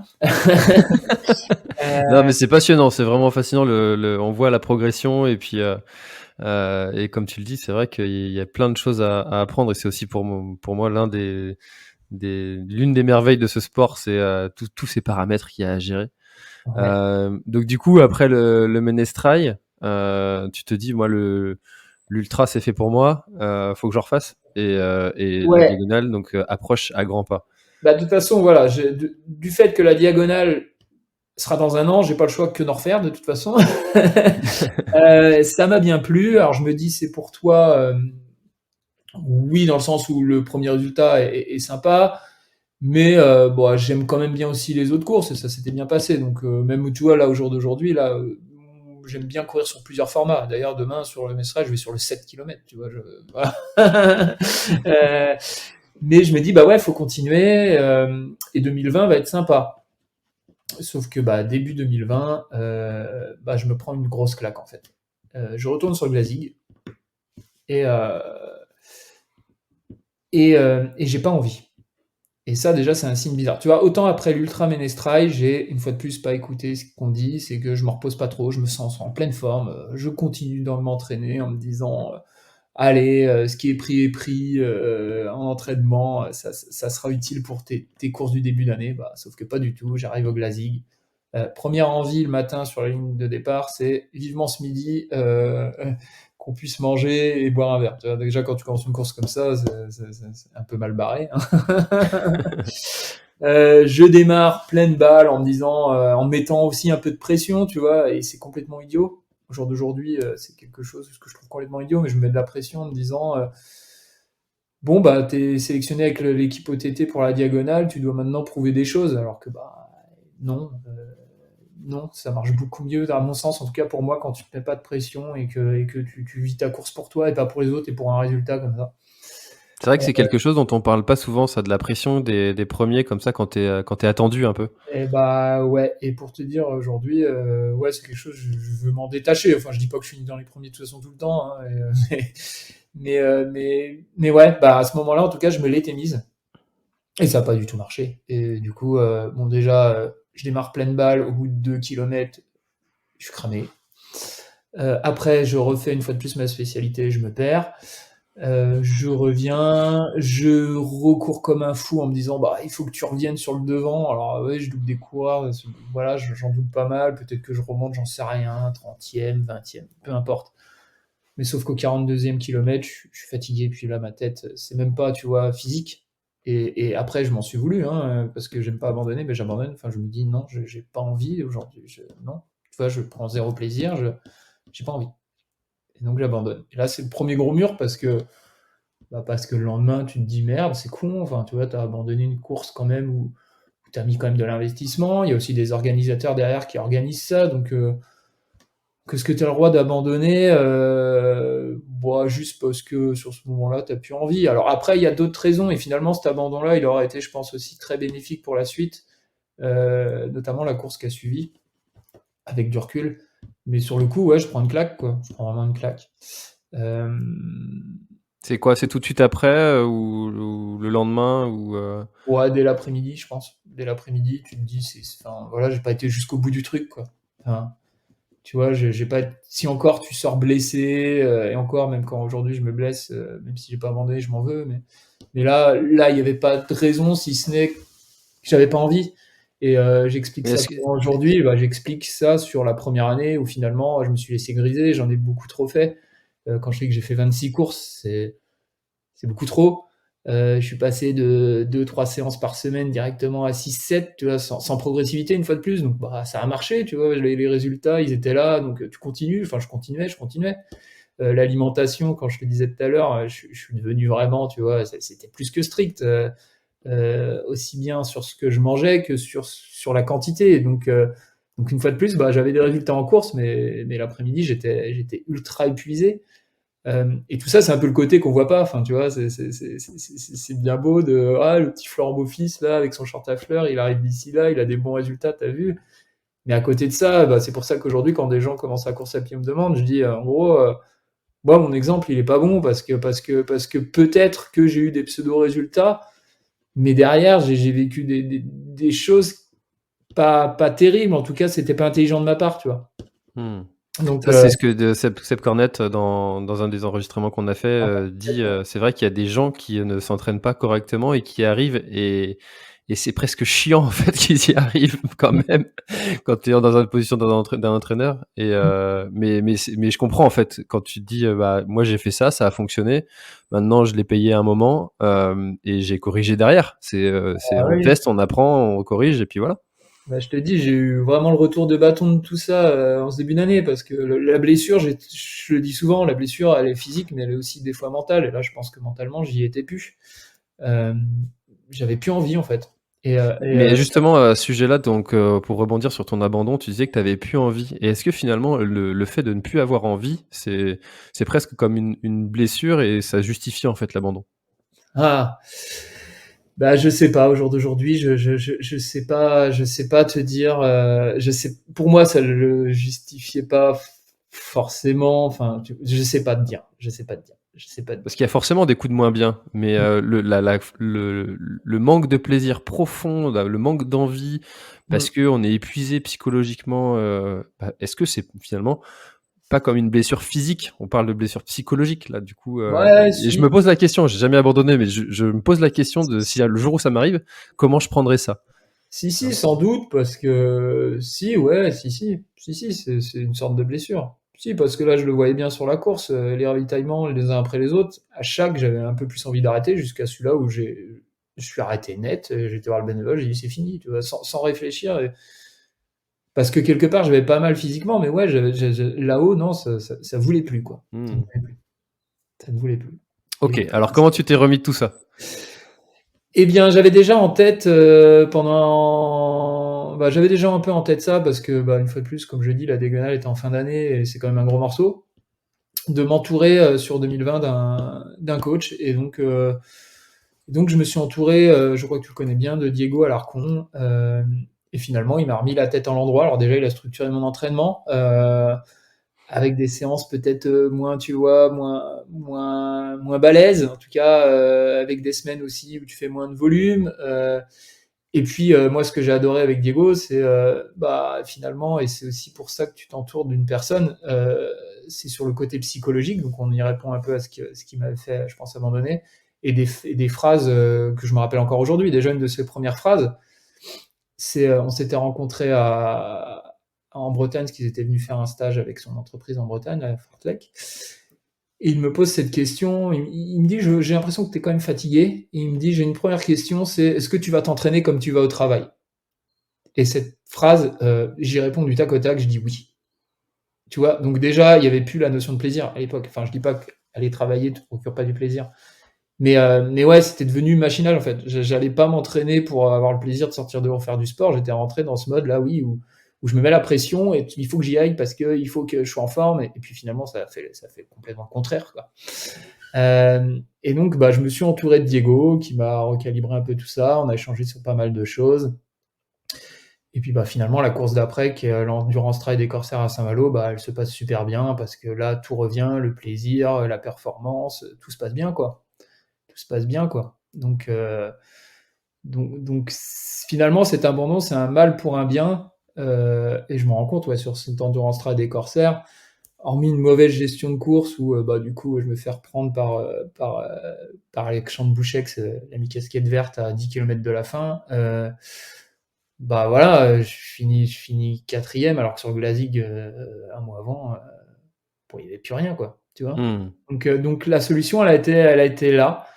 Et même si aujourd'hui, je ne sais pas si ça se reproduira pas, mais que je collabore plus avec Diego, ouais, durant cette année, j'ai pu aussi voir un peu comment si tu veux, on calibrait les entraînements, comment on périodisait aussi un peu les charges, tout ça. Et ouais, j'ai appris qu'il y a des moments où tu dois être focalisé sur ce que tu vas faire, sur la course qui va arriver.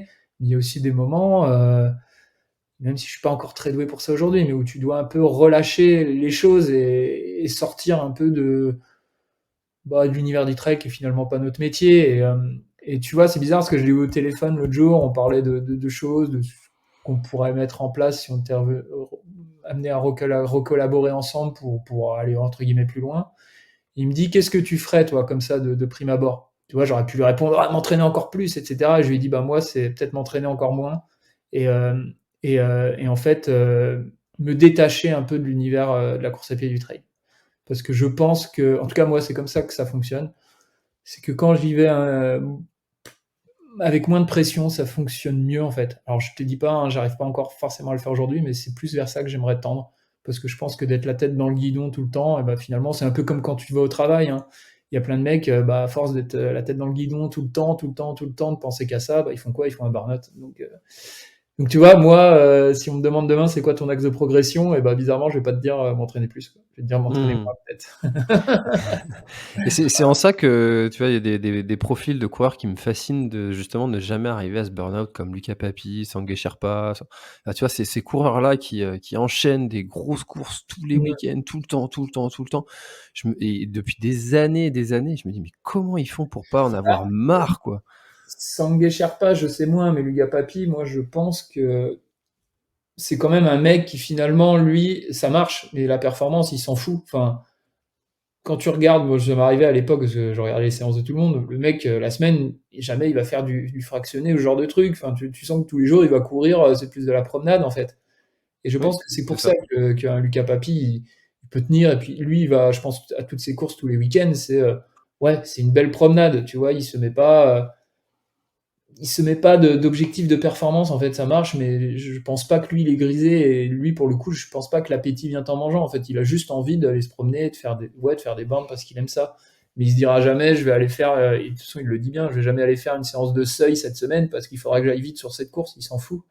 Donc voilà, donc tant mieux, ça marche pour lui, mais je pense qu'un mec comme ça, il tient parce que, la performance, lui, il s'en fout, en fait. Enfin, il n'a pas de pression, quoi. Ouais, Sangue Sherpa, c'est la même chose. C'est pertinent ce que tu dis. Ça, ouais, je pense que c'est vraiment ça, et que si la performance elle est là, c'est bien, mais si elle vient pas, tant pis. Voilà, et puis c'est des mecs, je te dis, Lucas Papi, c'est des mecs qui, toutes ces séances, il les fait à 7 minutes au kilomètre, quoi. Ou toi, quand on te dit fais de l'endurance fondamentale, t'as du mal à être assis. Tu vois, tu sens que le mec, oui, c'est vraiment. Il se fait plaisir, il se fait sa sortie, sa balade, et je pense que c'est pour ça que ça fonctionne. Et du coup, arrive la TDS. Ouais, alors du coup, alors arrive la TDS. Avant, il y a l'année 2020 où on fait une croix un peu dessus. Ouais. C'est pour ça que je vais sauter une année. La progression, du coup. Tiens, d'ailleurs, si, ça peut être intéressant. Comment tu l'as vécu cette année de blanc? Comment je le vis? En panique.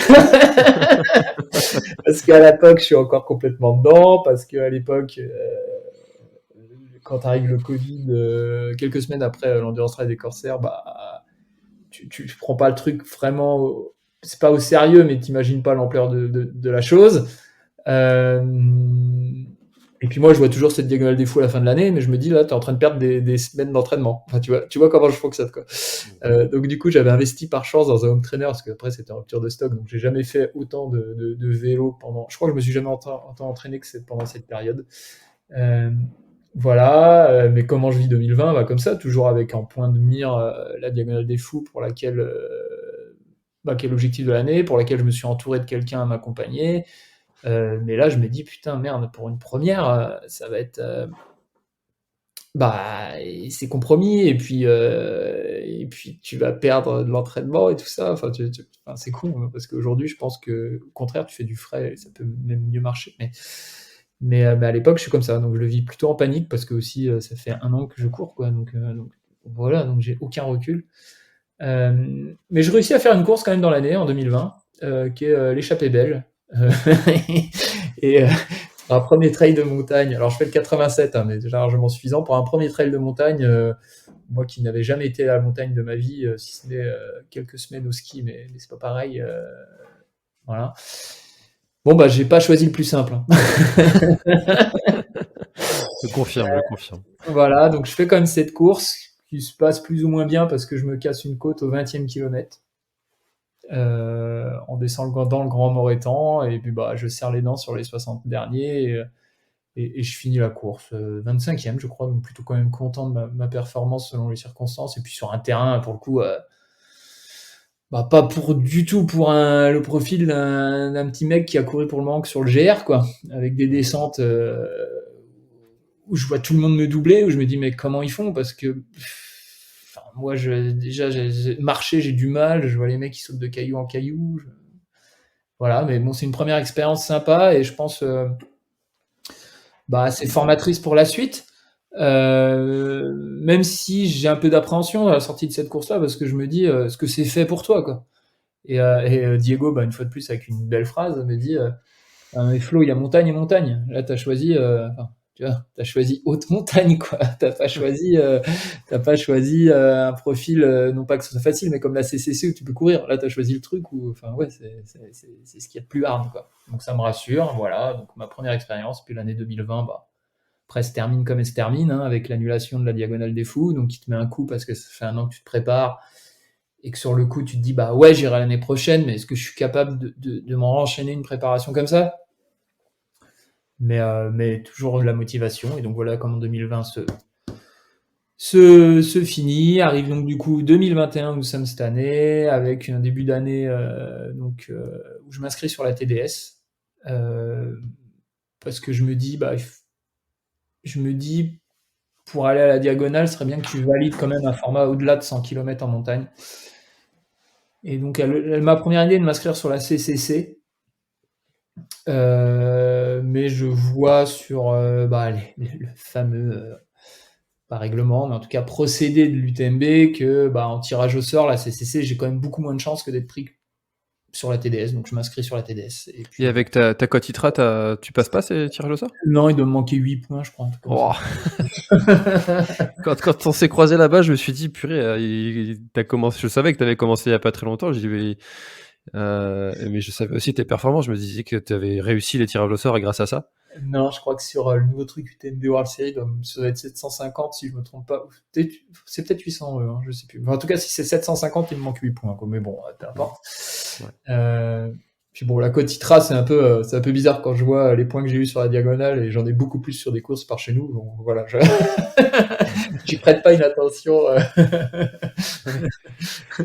de fou, mais en tout cas voilà. Donc je m'inscris sur la TDS pour valider surtout un 100 km en montagne. Mais l'année 2021, le début se passe pas très bien parce que je me blesse. Une entorse où j'ai eu du mal à m'en remettre. J'enchaîne avec des tendinopathies, mais à mon avis qui proviennent aussi de cette entorse, et puis du fait que j'avais beaucoup couru sur route avec les confinements successifs. Et j'ai du mal à me sortir de tout ça. Et puis j'ai pas fait de course depuis longtemps, donc c'est dur de jauger, de se dire où t'en es, est-ce que t'as progressé, pas progressé, enfin voilà, je sais pas trop où j'en suis.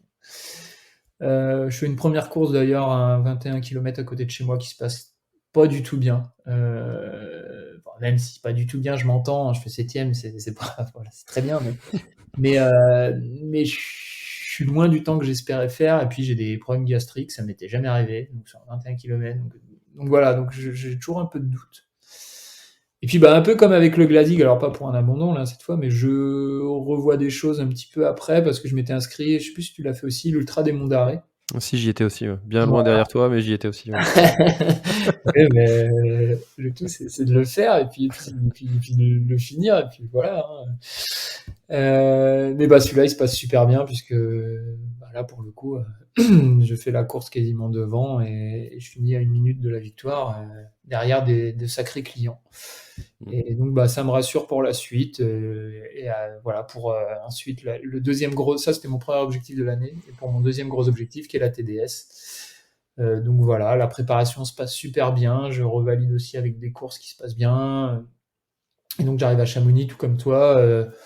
Ouais, plein d'envie et envie d'en découdre, mais avec une certaine appréhension aussi, parce que c'est la première fois que je vais passer une nuit dehors, et puis je passe pas une nuit dehors, enfin tu vois, tu passes une nuit dehors en montagne, hein, quand tu viens de Saint-Briac, la montagne, ça peut te faire un peu peur.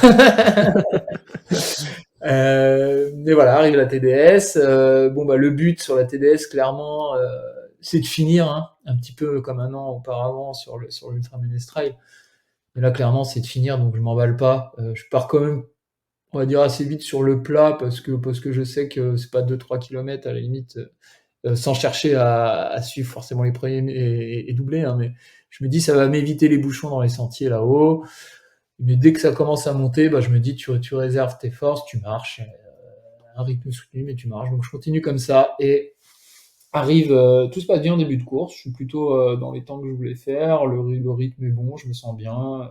J'ai pas l'impression, tu vois, d'avoir forcé. Et arrive le 20e kilomètre, comme un an, jour pour jour, hein, auparavant, sur l'échappée belle. Je tombe, mais de façon en plus sur le sentier sans doute le plus facile de la course, hein. Je me prends un caillou, je tombe, et là, je sais tout de suite que la côte, elle a ressauté. Ah Et là, mince. je me dis, c'est pas vrai, c'est reparti, comme un an auparavant. Bon, sauf que là, il en reste pas 60, mais il en reste 120. Voilà. Mais bon, j'y prête pas trop attention. Je dis, bon, bah, de toute façon, tu vas serrer les dents, et puis on verra bien. Si ça passe, ça passe. Je regarde ma main, elle est en sang, mais j'y prête pas attention non plus. Je continue comme ça, en serrant un peu les dents. Bon, bah, à chaque fois que je m'arrête un peu, les côtes, elles se refroidissent et ça fait mal.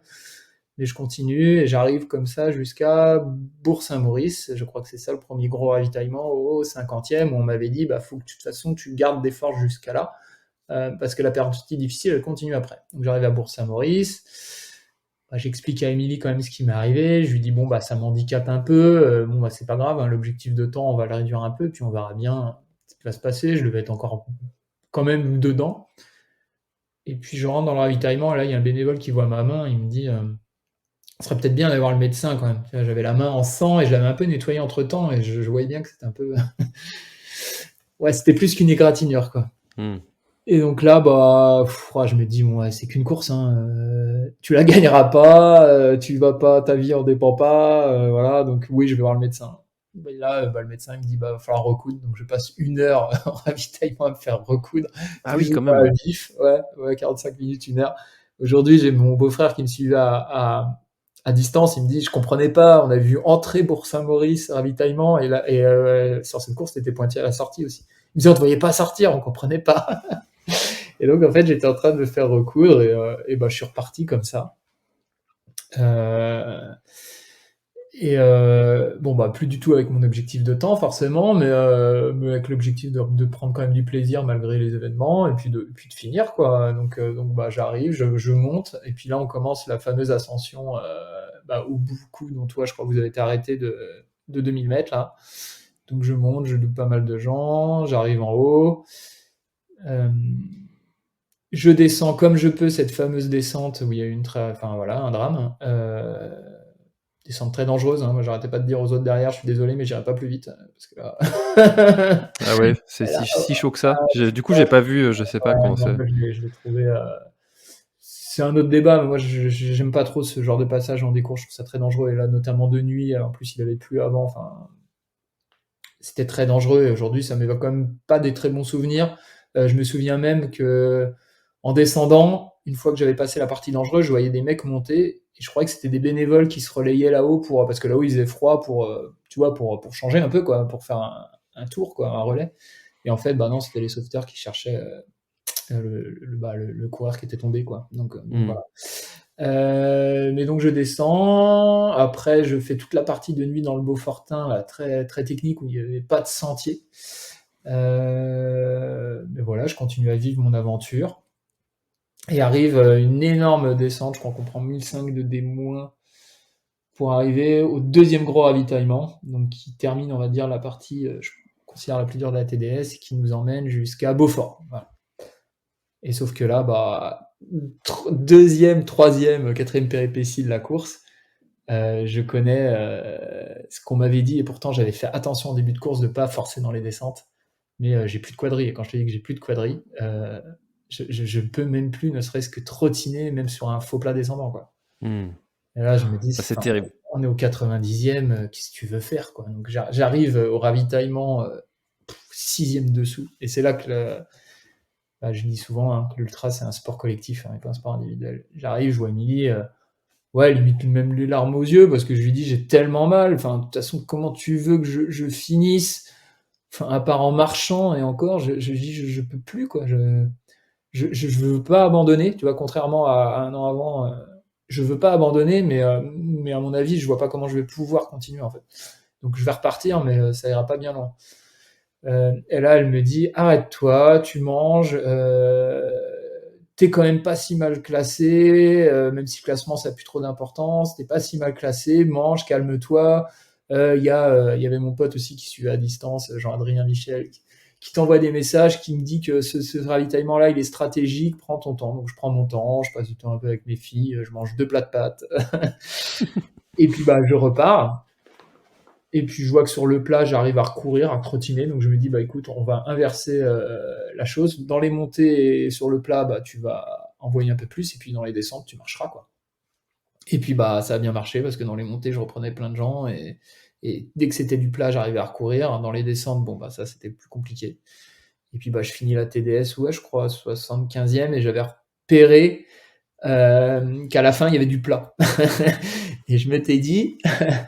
t'as un profil un peu de breton, si t'arrives à recourir là-dessus, tu vas en reprendre plein. Et c'est ce qui s'est passé, sur les 7 derniers kilomètres. J'ai retenu une bonne allure et j'ai rattrapé pas mal de monde. Donc je finis la TDS très content parce que l'objectif c'était d'arriver sous la place mythique, ce que malheureusement t'as pas pu connaître, mais je te le souhaite, et puis pas pour des raisons indépendantes à toi en plus. Je finis avec mon drapeau breton, donc j'en colle un de plus. Le fameux. Voilà, et puis surtout, je me dis qu'aujourd'hui, même si je le referais pas aujourd'hui, j'enchaînerai pas TDS et diagonale parce que c'est 2 gros morceaux, mais je me dis que j'ai appris énormément de trucs. Enfin, tu vois déjà que j'étais faible sur mes quadris, donc ça m'a permis de réajuster des choses sur l'entraînement, mais aussi de me dire, la concentration doit être de A à Z. C'est pas parce qu'un sentier te semble facile que ça va pas être tu vois, un endroit qui pourrait être, qui pourrait porter à te blesser. La preuve, sur celui-là, c'est sans doute plus facile où finalement tu gâches ta course, mais déjà tu l'amputes de ce que tu avais pris au départ. Et donc voilà, avec la satisfaction d'avoir appris plein de trucs, d'avoir fini aussi un 140 bornes en montagne. Voilà, comme on dit, il peut s'en passer des choses dans 140 bornes. Putain, mais c'est dingue parce que moi j'ai tendance à dire, même si pourtant je suis un fervent défenseur que le trail se pratique partout. Je déteste le côté le trail c'est que la montagne. Pour moi, du moment qu'il y a un sentier, que ce soit en Bretagne, à Paris, n'importe où, ça peut être du trail. Mais je trouve quand même que l'ultra trail d'un 140 km en montagne, c'est pas forcément le même sport qu'un ultra chez nous, parce qu'effectivement, il se passe plein de trucs et c'est, je crois, Mathieu Blanchard qui disait ça, ou quelqu'un d'autre, c'est de l'aventure encadrée, je trouve, en montagne. Alors que chez nous, un ultra, oui, il va se passer des choses sur ton côté physique, mais t'as moins la gestion des éléments, la gestion de... Il y a des choses en moins à gérer. Je trouve qu'en montagne, c'est de l'aventure encadrée et on n'est pas sur les mêmes réflexions. Tu vois, t'as pas à te dire quelle moyenne il faut que je tienne, parce que de toute façon, une moyenne en montagne, selon les conditions, le profil, tout ça, ça veut rien dire. Donc voilà. Mais ça m'a appris. C'est sûr que l'impact n'est pas le même, les enjeux sont pas les mêmes. Si tu te trouves bloqué sur un col et que tu as un orage et que tu n'as pas le matériel qu'il faut, les conséquences sont pas du tout les mêmes que chez nous. Tu te tapes une grosse pluie, il y a un village qui est forcément pas loin, quoi. Donc ça peut vraiment être quelque chose de plus dangereux, et du coup l'impact et l'enjeu n'est pas le même. N'est pas le même du tout, ouais. Et puis le temps, je trouve que le temps passe différemment aussi. Et au départ, ça c'était une erreur que je faisais, tu vois. Au tout départ, quand moi j'ai commencé à courir, je voyais le volume des mecs qui habitent en montagne. Je disais, putain, les mecs qui font 20 heures d'entraînement. Bah ouais, mais en fait, quand tu montes un col, déjà tu mets 1h30. Si nous, ici, tu fais 20 heures sur le GR, bah, tes articulations, parce que nous on fait courir, donc c'est pas du tout la même chose en fait. Hmm. Donc voilà. Mais par contre, quand les montagnards viennent en Bretagne, du coup, ils ont eux aussi cette difficulté que bah, tu peux potentiellement courir tout le temps, quoi. Et voilà, ils aiment pas trop. Rappelle-nous ta moyenne sur l'Ultra des Monts d'Arrée. 4,55 je crois. Voilà, sur 80 bornes. Ouais, c'est ça. Donc ça parle bien, quoi. C'est Faut ça. les tenir, hein. Voilà, ouais, c'est pas la même chose. Mais finalement, et c'est pour ça que je suis un fervent défenseur que le trail, c'est sur tous les types de profils. C'est comme dans le vélo. Dans le vélo, t'as des mecs qui sont forts en montagne, t'as des mecs qui sont forts en sprint. Les Bretons sont considérés comme des punchers. Ils sont bons quand c'est un peu comme le même profil en trail. Ça monte, ça descend tout le temps. Voilà, bah on a chacun notre spécialité. Mais par contre, je continue à dire que le trail, c'est partout. En fait. Voilà. Bien sûr. Mais voilà, bah, je ressors de cette TDS, au final plutôt satisfait quand même. Ok, donc enchaînement TDS, et puis après, du coup, la Et fameuse. bah après, on va dire, alors une période où je me pose pas mal de questions parce que là, je suis entouré de mon coach depuis le début d'année, donc parce que l'objectif était de m'emmener à la Diagonale 2020 et comme 2020 il n'y a pas eu, on s'est arrêté. Puis finalement, en début d'année, j'ai décidé de recommencer tout seul parce que je savais pas trop où on allait aller. Mais une période un peu bizarre parce que je me retrouve. Alors, enchaîner des cours, je l'ai fait, mais enchaîner 2 ultras, je l'ai jamais fait. En si peu de temps. Et je me dis, bah, là, comment tu vas t'entraîner, mon coco? Qu'est-ce qu'il faut faire? Est-ce qu'il faut se reposer? Parce que là, ça fait 140 bornes et dans 60 jours, il y en a 160. Est-ce qu'il faut, au contraire, te réentraîner? Est-ce qu'il faut. Enfin voilà, donc une période où je me pose pas mal de questions, mais finalement, je pense que je l'ai pas si mal géré. Ça a été de plutôt faire light au départ et de replacer un bloc conséquent de 3 jours en septembre. En restant par chez moi, au début je vais aller en montagne et puis finalement je décidais de rester par chez moi, en tout cas en Bretagne.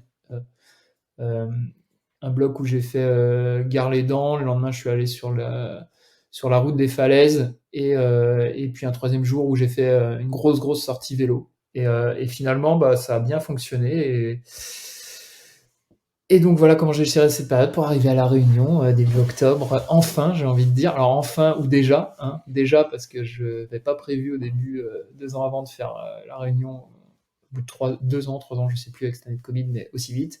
Et enfin, bah, parce que depuis l'annonce que j'allais y participer, bon, bah, il y a eu moult péripéties. Une préparation finale de 2 ans.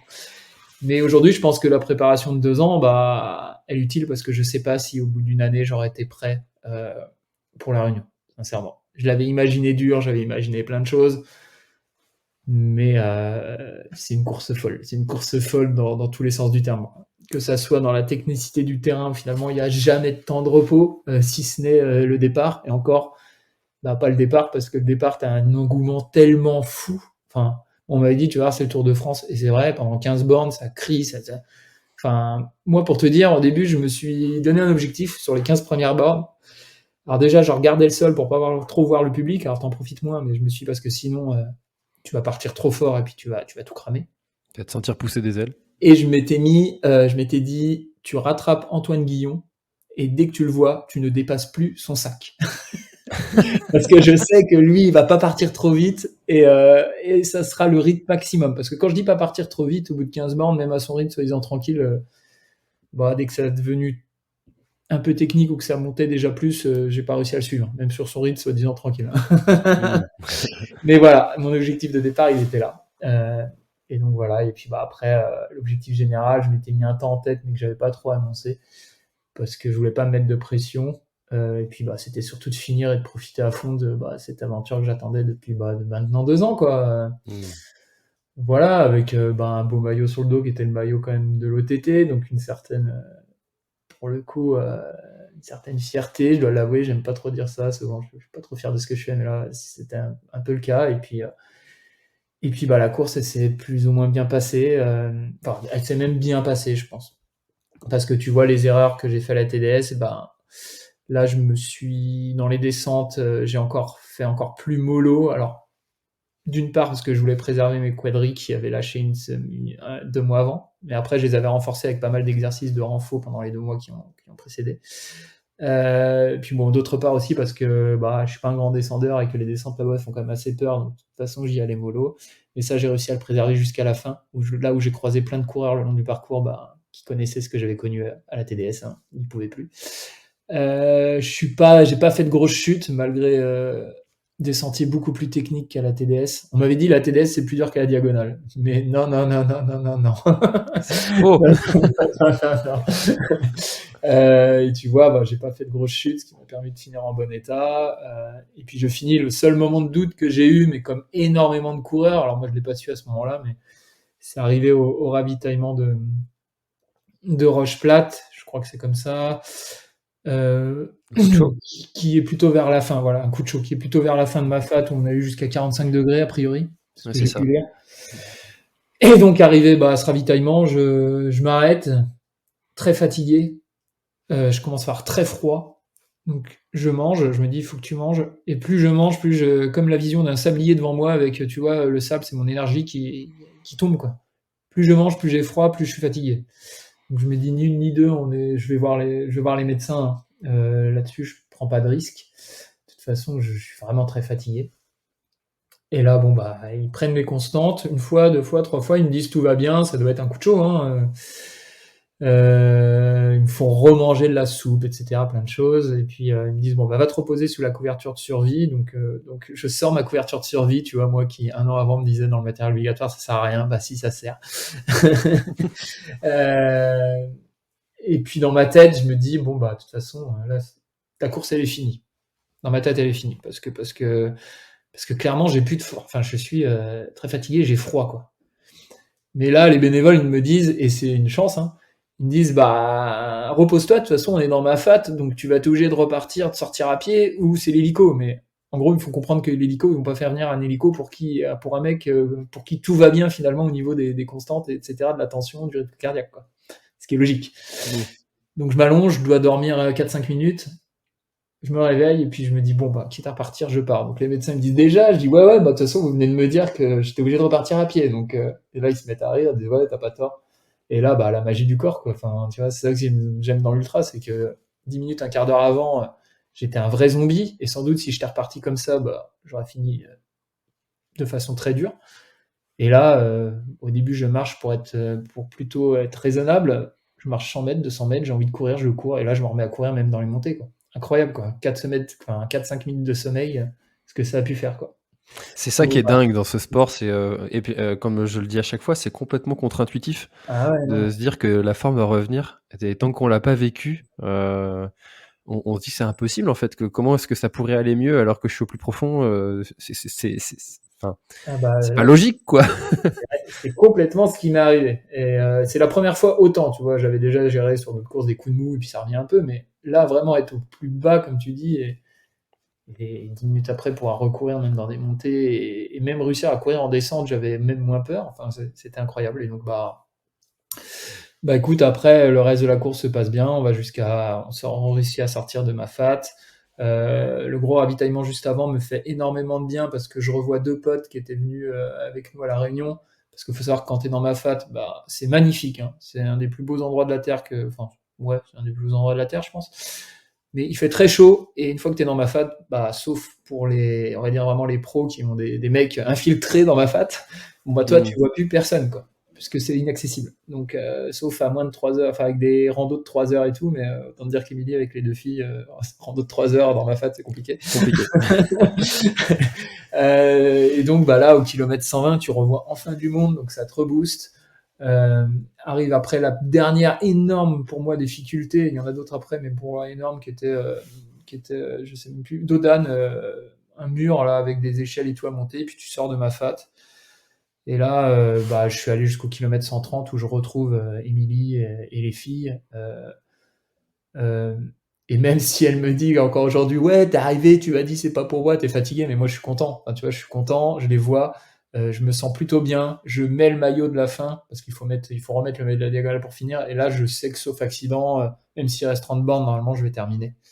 Euh, et puis en plus, je suis plutôt dans mes temps et plutôt content, quoi. Et pourtant, dans ma tête, je me dis, ouais, c'est trop technique pour un Breton, une fois de plus, tu vois. Je me dis, il y a des cailloux partout, tu peux jamais courir, voilà. Mais à côté de ça, j'ai quand même un sentiment de joie. Et puis, bah, je finis la course, j'en profite vraiment. Enfin, tu vois, moi, le chemin des Anglais, j'en entends plein qui disent c'est horrible. Moi, j'ai bien aimé.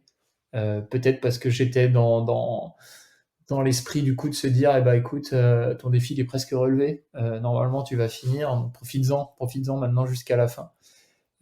J'ai changé pas mal de mots aussi avec Sylvain Cusso qui était à peu près à ce moment-là avec moi, qui avait une blessure puis bon voilà, on échangeait avant que je prenne un peu plus les devants. Et puis voilà, après j'ai profité de chaque instant de la course. Et même, tu vois, je savais que ça allait être terrible, mais t'arrives au Colorado, t'as le stade en bas, et je savais que la descente, elle était pourrie. Mais c'est pas grave, j'ai pas du tout aimé cette descente, mais voilà, je prenais quand même du plaisir à voir ce stade, à me dire ça y est, en bas. Enfin, finalement, t'es en train de réaliser, alors peut-être trop vite, mais le rêve que t'avais eu 3 ans avant, Hmm. et il est là juste en bas, quoi. Donc voilà, et puis bah après tu finis. Tu descends, il te reste 500 mètres, bah, t'accélères comme un fou. Je retrouve ma première fille qui sur la route, qui me donne mon drapeau de la Bretagne une première fois, enfin une nouvelle fois. Et puis je récupère un peu plus loin Émilie et Inès et on passe la ligne d'arrivée quoi. Et je le fais pile poil dans les temps que je m'étais fixé pour cette première course. Enfin voilà que du bonheur, même si ma première parole c'est de dire elle est trop dure, je la referai plus jamais parce qu'on peut pas courir et que 2 heures après, là aujourd'hui, j'ai qu'une envie, c'est d'y retourner parce que je pense que je peux faire mieux. voilà, voilà, mais je considère aujourd'hui, ouais, bah, la diagonale comme la grosse première étape de ma très courte carrière sportive pour le moment. Voilà. Hmm. Et alors, quelle sensation tu as eu en passant cette ligne d'arrivée? Fierté, émotion? Ouais, tout se mélange, quoi. Fierté, ouais. Bah surtout qu'en plus, tu vois, alors c'est pareil, là, j'aime pas trop me mettre en avant, mais moi, j'avais toujours un peu ce côté.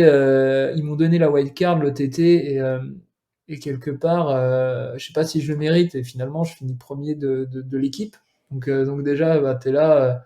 Ouais, j'ai progressé et puis bah, j'ai fait honneur à la confiance qu'ils m'ont donnée. Donc ça, c'est une des pensées qui arrive, pas forcément la première. La première, c'est de retrouver Émilie et les filles et de se dire, putain, on a vécu l'aventure ensemble. Enfin, c'est incroyable. Voilà.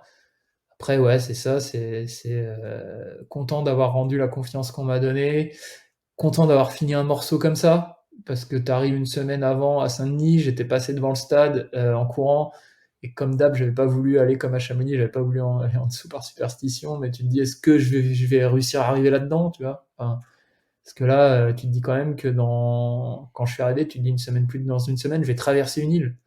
Enfin, quand tu y penses, c'est complètement fou. Je vais traverser une île en courant, et puis je vais passer par. Enfin, la Réunion, c'est un condensé de tout, quoi. Tu démarres au bord de mer, il fait 40, tu montes là-haut, il fait 0, tu redescends après dans la jungle, tu reviens dans la ville. Enfin, c'est pas comme la montagne où finalement c'est un univers montagneux. Là, tu as l'impression de connaître plein de pays sur une traversée, quoi. Enfin, c'est incroyable. T'as un engouement complètement dingue. Enfin, donc voilà, donc ouais, la sensation, c'est de se dire, t'as réussi ton défi. euh, et puis, peut-être pas n'importe lequel, quoi. Voilà. C'est vrai que c'est un très très beau défi et un très très belle course et surtout avec un parcours comme tu nous l'as décrit de 3 ans. Alors même si c'est hyper rapide hein, pour le commun des mortels, je dirais. Bah toi, ça t'a plutôt bien réussi parce que tu en ressors vainqueur et avec l'objectif que tu t'étais mis. Alors d'ailleurs, tu nous as pas dit, c'était quoi ton temps et ton classement au final? Alors, moi, je voulais faire entre 30 et 35 heures. On m'avait annoncé ça gourmand, mais je sentais que c'était possible. Et je mets 32 heures 24, je crois. Donc, pile poil. Bien joué. Et sur le classement, je suis pas déçu, mais je voulais faire top 50, je fais 54e. Voilà. Donc, Ah, bah va falloir y retourner. ah, mais je compte bien y retourner. Voilà, j'ai envie de faire mieux. 2022? Peut-être pas 2020, non, 2022, je pense pas. Parce que la prochaine fois que j'y retourne, j'ai envie de la préparer encore mieux, c'est-à-dire peut-être dans les choix de mes entraînements, tous les choix de courses. Et puis 2022, j'ai déjà 2 grosses courses de prévues. Donc, mais 2023 ou 2024, je pense que c'est sûr. Après, peut-être 2022, on sait jamais, hein, des fois, tu vois. Sur un malentendu. Il y a 4 ans, je voulais faire un marathon que je n'ai toujours pas fait. Donc, mais ça serait plutôt 2023-2024 dans ma tête. Après, on verra selon les opportunités, je ne sais pas. Mais Trop je cool. compte y Bon, retourner. c'est vrai que cette course, elle a quelque chose de magique et cette île, elle a quelque chose d'intense qui te Ouais, rappelle. Reviens, c'est absolument incroyable. Enfin, je suis tombé, je vais pas dire que je suis tombé ouais. amoureux parce que je préfère quand même ma femme, mais Ah oui. c'est une île incroyable et elle porte très très bien son nom d'île intense. Et c'est vrai que Ouais. les gens, les paysages, tout est incroyable sur cette Bah, île. clairement, parce qu'au-delà de la course, nous, on a passé des vacances. Enfin, ouais, c'est vraiment une très belle expérience, une très belle aventure. Ouais, je suis fan aussi. Et du coup, alors, la suite 2022, comment ça se dessine? Et bah, Oh, très très 2020, beau pour un graphiste. Comment se dessine ton ouais, année 2022? et je l'ai fait hier dans un post. Tu vois, je me suis dit, c'est pas mal l'année 2022, Ouais. comment ça se dessine. Je l'ai fait aujourd'hui, donc c'est bien. Euh, Bien, écoute, il y a déjà 2 courses qui sont sûres, validées. Enfin, voilà, je me suis mis. Je voudrais faire trois gros objectifs dans l'année. Après, peut-être entremêler d'autres courses, bien sûr, de préparation. Mais le premier, ça sera Madère en avril, qui est un report de 2020, qui devait être mon premier gros ultra. Et puis, bah voilà, il a été décalé. Donc, 2020, enfin, avril, Madère. En juin, j'ai eu la chance hier d'apprendre que c'était bon, je ferai le Lavaredo. Oh, trop bien. Donc je suis plutôt content, on me l'a annoncé comme vraiment magnifique. Donc voilà, une fois plus mon pote François là, qui m'a amené à faire cette diagonale là, avec son histoire là, à faire ça, là, cette idiotie, qui a fait déjà pas mal d'ultra, m'a dit que c'était sans doute le plus beau qu'il ait fait, donc je suis très content. Et puis bah après restera la fin de l'année. Je te cache pas que comme j'ai les points et qu'après ça va être plus compliqué, je vais tenter de participer à l'UTMB, même s'il y a très peu de chance parce que pour le coup il faudra passer par le tirage au sort, mais je vais tenter. Et si c'est pas l'UTMB, je trouverai bien une autre balade amusante. Voilà. Ok, bon, bah, ça fait déjà une belle année 2022 avec Ouais. 2-3 beaux objectifs en prévision. Autrement, mis à part des courses et peut-être des beaux projets professionnels, qu'est-ce qu'on peut te souhaiter pour cette année 2022? Bah, de continuer à prendre du plaisir, de continuer entre guillemets sur ma lancée, ouais, de continuer à progresser, puis surtout la santé, le plaisir, tout ça, hein, c'est le principal. Ouais, c'est clair, c'est ce qui nous mène de toute façon de garder la bonne santé et tant qu'on a ça, on est riche de tout. Ouais, ouais, bien sûr. Et puis une fois de plus, même si là on vient d'en parler pendant 1 heure et demie et que tous les deux on est passionnés et qu'on doit y penser peut-être beaucoup plus que de raison. Ouais, le trail, l'ultra trail, si, je veux pas dire que ça me fait pas vivre parce que à travers le graphisme peut-être, mais à travers la pratique sportive, c'est pas ça finalement qui me permet de payer ma maison, de nourrir mes enfants. Donc il faut aussi prendre un détachement là-dessus et puis surtout, voilà, continuer à faire les choses avec sourire, avec plaisir.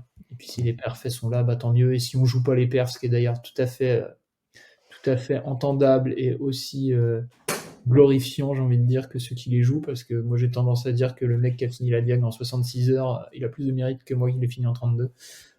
Et bien c'est pareil, enfin voilà, chacun son envie, son objectif du moment, qu'on ait du Alors plaisir. plus je sais pas. Il a autant peut-être, mais plus je sais pas.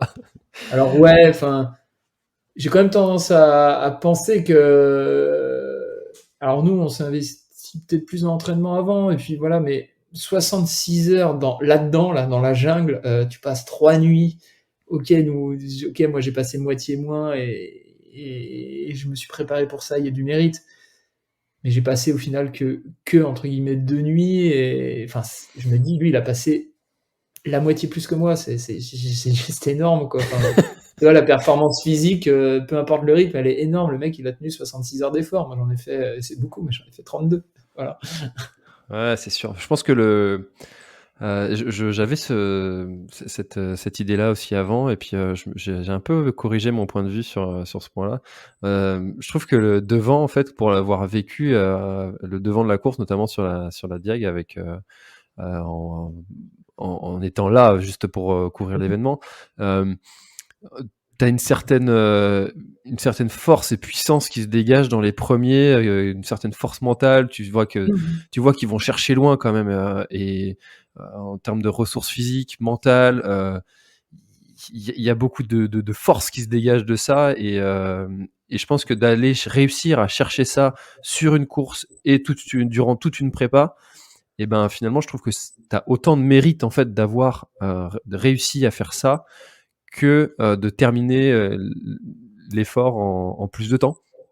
Ouais, Enfin, moi j'ai beaucoup d'admiration en fait pour les gens qui sont aussi devant, et je trouve que t'as beaucoup de mérite en fait d'arriver à ces performances là. Bah, on n'est pas, en fait, on n'est pas sur le même fonctionnement, quoi. Enfin, et c'est vrai que quand tu es devant, ça peut expliquer aussi le nombre d'abandons aujourd'hui. Comme tu dis, il faut une force mentale, il faut aussi un peu que tous les paramètres sur le jour J, c'est pour ça qu'il y a beaucoup d'abandons. Tu es un peu toujours sur la corde raide, enfin, tu vois. Tu vas toujours, tu prends des risques, quoi. Donc oui, il y a du mérite aussi, parce que effectivement, pour finir, je sais plus en combien de temps il a fini Pomeré cette année, ça me rend fou, 23 heures, je crois, pour finir une diag en 23 heures. Ouais, il y a forcément un engagement de fou, quoi. Peut-être autant, comme tu dis, que celui-là qui a juste l'ambition de finir, peu importe, en marchant. Quand tu veux gagner, oui, il y a peut-être des moments où tu as envie de marcher, tu te dis là, il faut que je cours. Enfin, tu vois, il faut y aller, quoi. C'est ça, exactement. C'est en ça que je trouve que chacun a du mérite dans l'effort qu'il vient de réaliser, peu importe le classement, et c'est pour ça que je dis que tout le monde a autant en fait de mérite que l'un que l'autre en fait. Flo, on arrive déjà, que tu l'as dit, ça, 1h40. Est-ce qu'il y a quelque chose que tu aurais aimé ajouter à notre échange et dont on n'aurait pas encore parlé? Non, pas forcément, si ce n'est que te remercier à nouveau pour ton invitation. Mais non, a priori, je pense qu'on a déjà fait le tour. C'est déjà pas mal, non? En tout cas, je trouve qu'on a bien pu parler de tout ton parcours, et puis aussi de ton travail que je souhaitais vraiment mettre en avant, et puis en savoir un peu plus sur tes process, comment est-ce que tu fonctionnes, comment tu en es venu là. D'ailleurs, on invite tous ceux qui ont des projets peut-être de réalisation graphique à te contacter, s'ils le veulent. Comment est-ce qu'ils peuvent te joindre? Eh bien, si ce que je fais leur plaît, ils peuvent me joindre par tous les moyens modernes, j'ai envie de dire. Non, mais par Instagram ou sur mon site www.flowhynot.com. Voilà, normalement, il y a tous les moyens pour pouvoir me contacter, ou même Facebook aussi, au même nom, Flow Why Not. Instagram, c'est Flow Why Not aussi. Voilà. Vous devriez me retrouver. Top. Bon, écoute, merci beaucoup, Flo, pour ce moment d'échange. Merci d'avoir autant détaillé toutes tes courses, ton parcours et ton vécu. C'était très sympa. Merci beaucoup. Merci. Allez, bye bye. Cet épisode est maintenant terminé. Merci de l'avoir écouté jusqu'au bout, et si vous êtes encore là, c'est sûrement qu'il vous a plu. Alors n'hésitez pas à le faire savoir autour de vous, c'est la meilleure façon de faire connaître le podcast L'Instinct Outdoor.